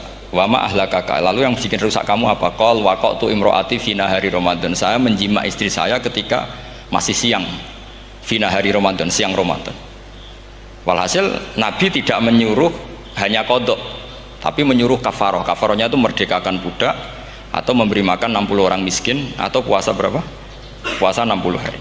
Atau urut merdekakan budak atau puasa 60 hari atau memberi makan sitina miskin. Oke, kita sepakat ya, hadis itu sahih dan diulang-ulang oleh ashabus sunan. Oke, riwayatnya agak masalah. Sekarang kita analisis maknanya. Sekarang sampean saya tanya, kalau anda misalnya sekarang jam berapa ini? Misalnya sekarang jam 9 kurang seperempat Ramadan, terus anda rokok atau anda ngopi, kepengen ngopi terus ngopi tanpa udhurun syar'iin, anda hanya wajib qadha apa bayar kafarah? Tidak, sampean jawab. Rata-rata kiai kita, oh mau wajib qadha Gus karena gak jima. Sing seru kafarah itu nak jima. Kan ngombe kopi mbek jima beda. Pertanyaannya tuh lucu, ini naif secara fikih masalah. Masalahnya begini. Jima bojo itu tidak zina. Jima bojo itu zina apa enggak? Enggak kan? Berarti dengan makan bedanya apa? Sama kan? Sama-sama amrun mubah. Sesuatu yang boleh. Kenapa hukumannya berat? Makanya kata Imam Malik, Ndak itu nilainya. Nilainya adalah hadku hurmati Ramadan bi ghairi udhrin syar'iyyin. Makanya kata Imam Malik, siapapun yang makan fina hari Ramadan, iftar apapun fina hari Ramadan bi ghairi udhrin syar'iyyin, maka hukumnya sama dengan jima fina hari Ramadan. Karena sama-sama ihlak ifsad hurmata Ramadan bi ghairi udhrin syar'iyyin. Lenda ini ilmiah. Kamu udah harus cocok, tapi otak kamu harus percaya. Loh iya kan beda kan. Saya secara nafsu tidak cocok, cek berarti. Tapi ilmiah saya setuju. Kalau Kiai Kandani itu kan pasti pakai badul amsilah, kan nggak mungkin semua contoh disebut. Cong penak melaku-melaku jogeman delok wedok iku mari setan. Mboten delok Mbah, nyekel lho malah parah to. Ndak bisa. Makanya ini masalahnya lafat. Ini kembali ke Imam Syafi'i bilisanin arabiyyim mubin. Ketika seorang kiai bilang cung jogeman delok cawe wedok adalah mengungkapkan al-muharramat. Bukan mentaksis yang haram itu hanya melihat. Saya ulang lagi ya, ketika seorang kiai bilang cung jogeman delok wedok sing haram, itu semangatnya adalah melawan keharaman, bukan mentaksis yang haram hanya delok. Itu di Quran normal semua, di semua lugat ya biasa. Itu kan sama seperti misalnya seorang mbah ngasih uang cucunya, cung tak kayak duit 100.000, cung gue tuku es, terus kue mendingan nah ragu tuku es haram iki kan ngongkone tuku es. Lah kepen putumu mati kan nyeben 100.000 gue tuku es. Ya mulai dulu istilahnya nak bange ke ibu tuh cung 100.000 gue tuku es. Cara wong kuno. Nah, maksudnya gue pokoknya umumnya cah cilik senane es cuma nyebut. Ya sudah seperti itu. Sama seperti Quran menghentikan begini. Ini memang salate yang fikih dulu, yang pokok-pokok. Di antara yang enggak boleh dikawin adalah wa antasma'u bainal ukhtaini illa ma qad salah. Kamu enggak boleh menikahi Sri dan Zainab, kakak beradik. Sudah sepakat nggih? Fi nikahin wahid enggak boleh al jam'u bainal ukhtain. Jadi mbaknya kamu kawin, adiknya kamu kawin fi nikahin wahid. Tapi nak ngeduni boleh, berarti kan dengan waktu yang berbeda. Quran hanya menyebut itu. Kemudian Rasulullah zaman Sugeng itu hanya nambahi wala binal mar'ati wa ammatiha wala binal mar'ati wa kholatiha, juga agak boleh menikahi ponaan plus buliknya, baik bulik dari bapak yaitu ammah maupun bulik dari ibu disebut apa? Kholah. Kemudian ulama fikih merasa ada yang kurang, ditambahi lagi dua perempuan yang andekan yang satu itu lelaki kok haram nikah, berarti haram jam'u fi nikahin wahid. Misalnya cucu rabibahnya boleh enggak? Enggak boleh kan? Berarti kalau sampai mengumpulkan cucu dan mbahnya fi nikahin wahid juga enggak boleh. Tapi orang yang waras itu tidak akan nyalahkan Quran ketika tidak lengkap. Wa antasma'u bainal ukhtain ila ma qad sal, ini tidak lengkap. Yang haram kan tidak hanya jam'u bainal ukhtain, termasuk mengumpulkan cucu dan mbahnya. Karena Quran nggak mau dengan logika tidak waras, itu tidak mau.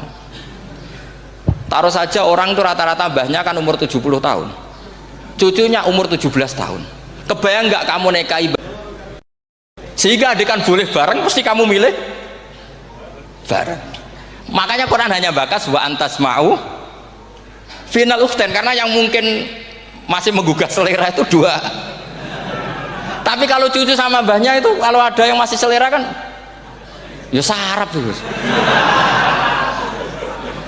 Tapi fikih sebagai kaidah tetap menerangkan termasuk yang haram jam'u adalah bainal mar'ati wajad datiha. Paham juga maksudnya? Artinya ketika menyebut itu tidak jaminan merangkum semua hukum, tapi ba'dul amsilah. Fa'innal akila yaktafiya bi isyaratil ba'di, karena orang kalau punya akal diisyarai sebagian sudah paham. Ini penting kalau aturakan. Jadi ini penting. Nah bayangkan sekarang banyak gerakan-gerakan ahli Quran katanya, tapi nggak memahami ilmu usul fikih. Quran ra ono ya wis. Nang Quran ra ono cerita harame asu, nak ngono asu ya halal. Ora ono Qurane. Sing ra ono iku tekem ora Qurane, kok aneh-aneh kowe.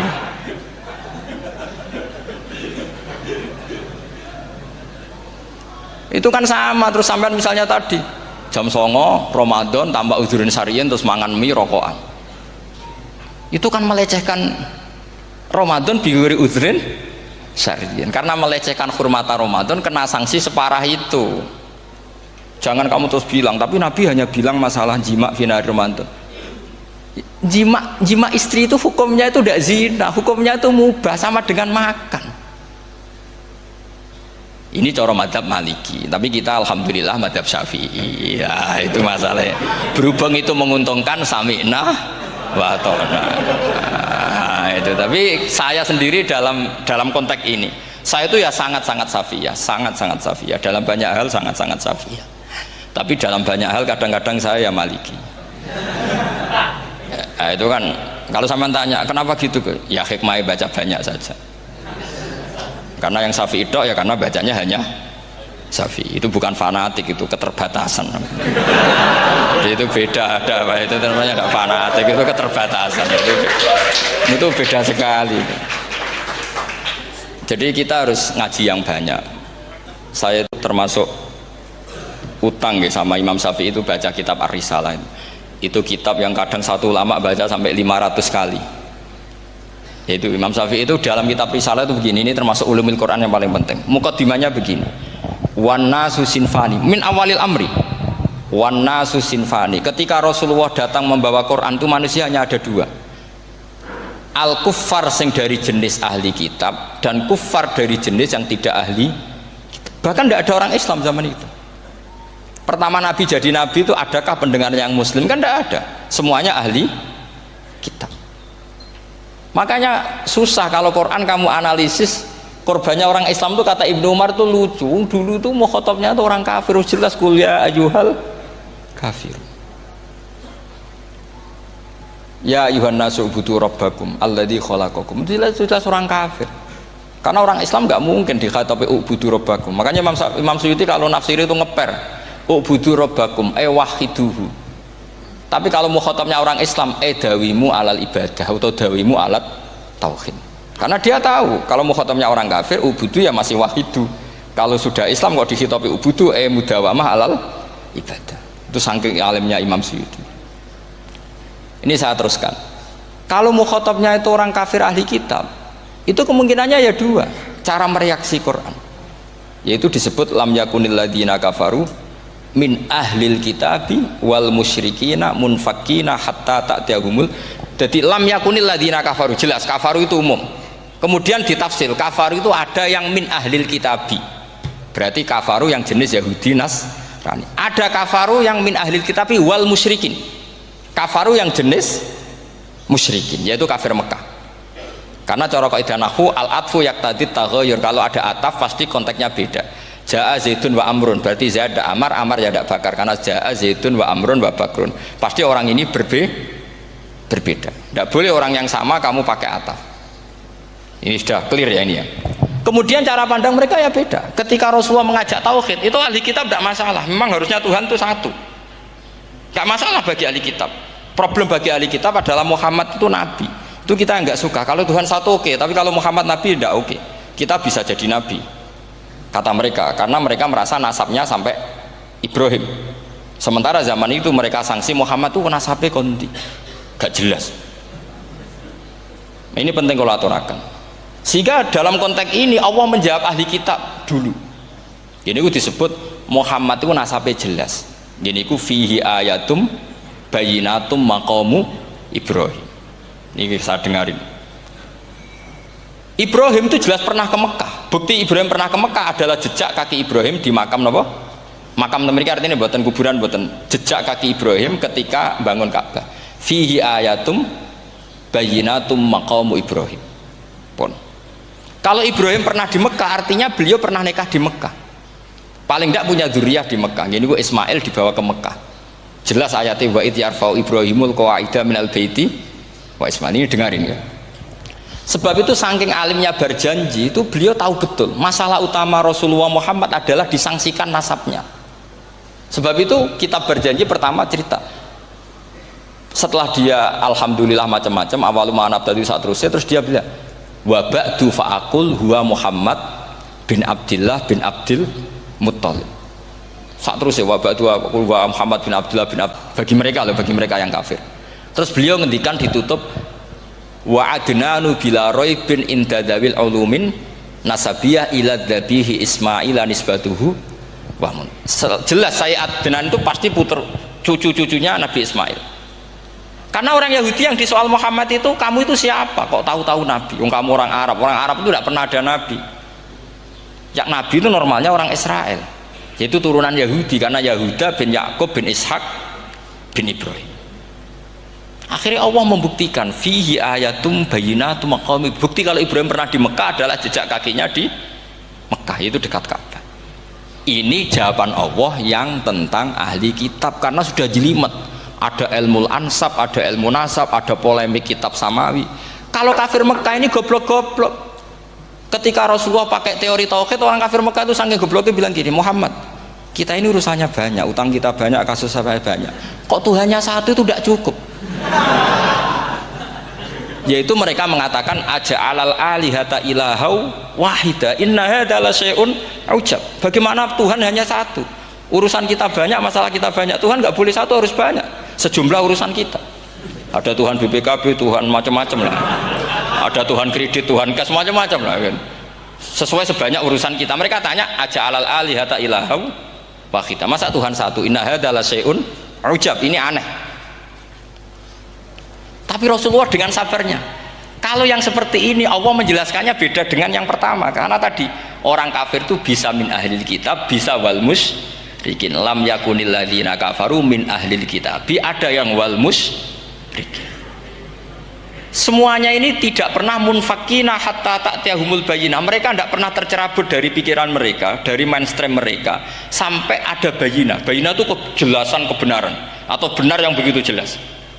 Itu siapa? Rasulun minallah yatslu suhufam mutahhar. Akhirnya Nabi sabar. Saking sabarnya Nabi itu ngomong gini, ya di khalayak umum, mukhatamnya ya kafir semua. Hei saudara-saudara kami suku Quraisy, kita ini sebangsa. Nabi tanya, Muhammad, ajaran kami itu benar karena kamu itu orang yang kita percaya, tapi kali ini Anda aneh karena ngajak satu Tuhan. Itu tidak mungkin, urusan kita banyak, satu Tuhan enggak mungkin, Tuhan harus banyak. Kita punya 3 aja kurang banyak kan, banyak punya Lata, Uzza, Hubal. Rasulullah dengan sabarnya ngendikan gini, hei kaumku, kalau kamu jadi pembantu, jadi buruh, senang mana punya majikan banyak sama majikan satu? Kalau majikannya banyak, itu perintahnya beda-beda, seleranya beda. Semua harus kamu lakoni, semua harus kamu taklui karena kamu harus nurut. Wah ya repot mat kalau di majikan banyak, ngerepoti mesti. Rasulullah tinggal nimpali, Tuhan kamu itu majikan kamu. Kalau Tuhannya banyak, perintahnya ya banyak, seleranya beda-beda. Kamu bingung nggak? Wah ya bingung, ya udahlah mat satu aja. Akhirnya mereka masuk Islam. Nah itu disebut Nabi itu fatona, punya kecerdasan artikulatif. Kalau menjelaskan itu masuk akal. Nah itu disebut dorobawahu matalar rojulan fihi syuraka'u mutasyakisuna wa rojulan salamal lirojul hal yastiawiyani masalah alhamdulillah. Nah ini penting. Allah membuat satu perumpamaan bagaimana ada satu pembantu yang punya majikan banyak, yang berbeda-beda seleranya, berbeda-beda perintahnya, dengan kalau hanya satu majikan. Apakah sama? Mereka jawab tidak sama, enak punya satu majikan. Begitulah Tuhan kamu harusnya satu.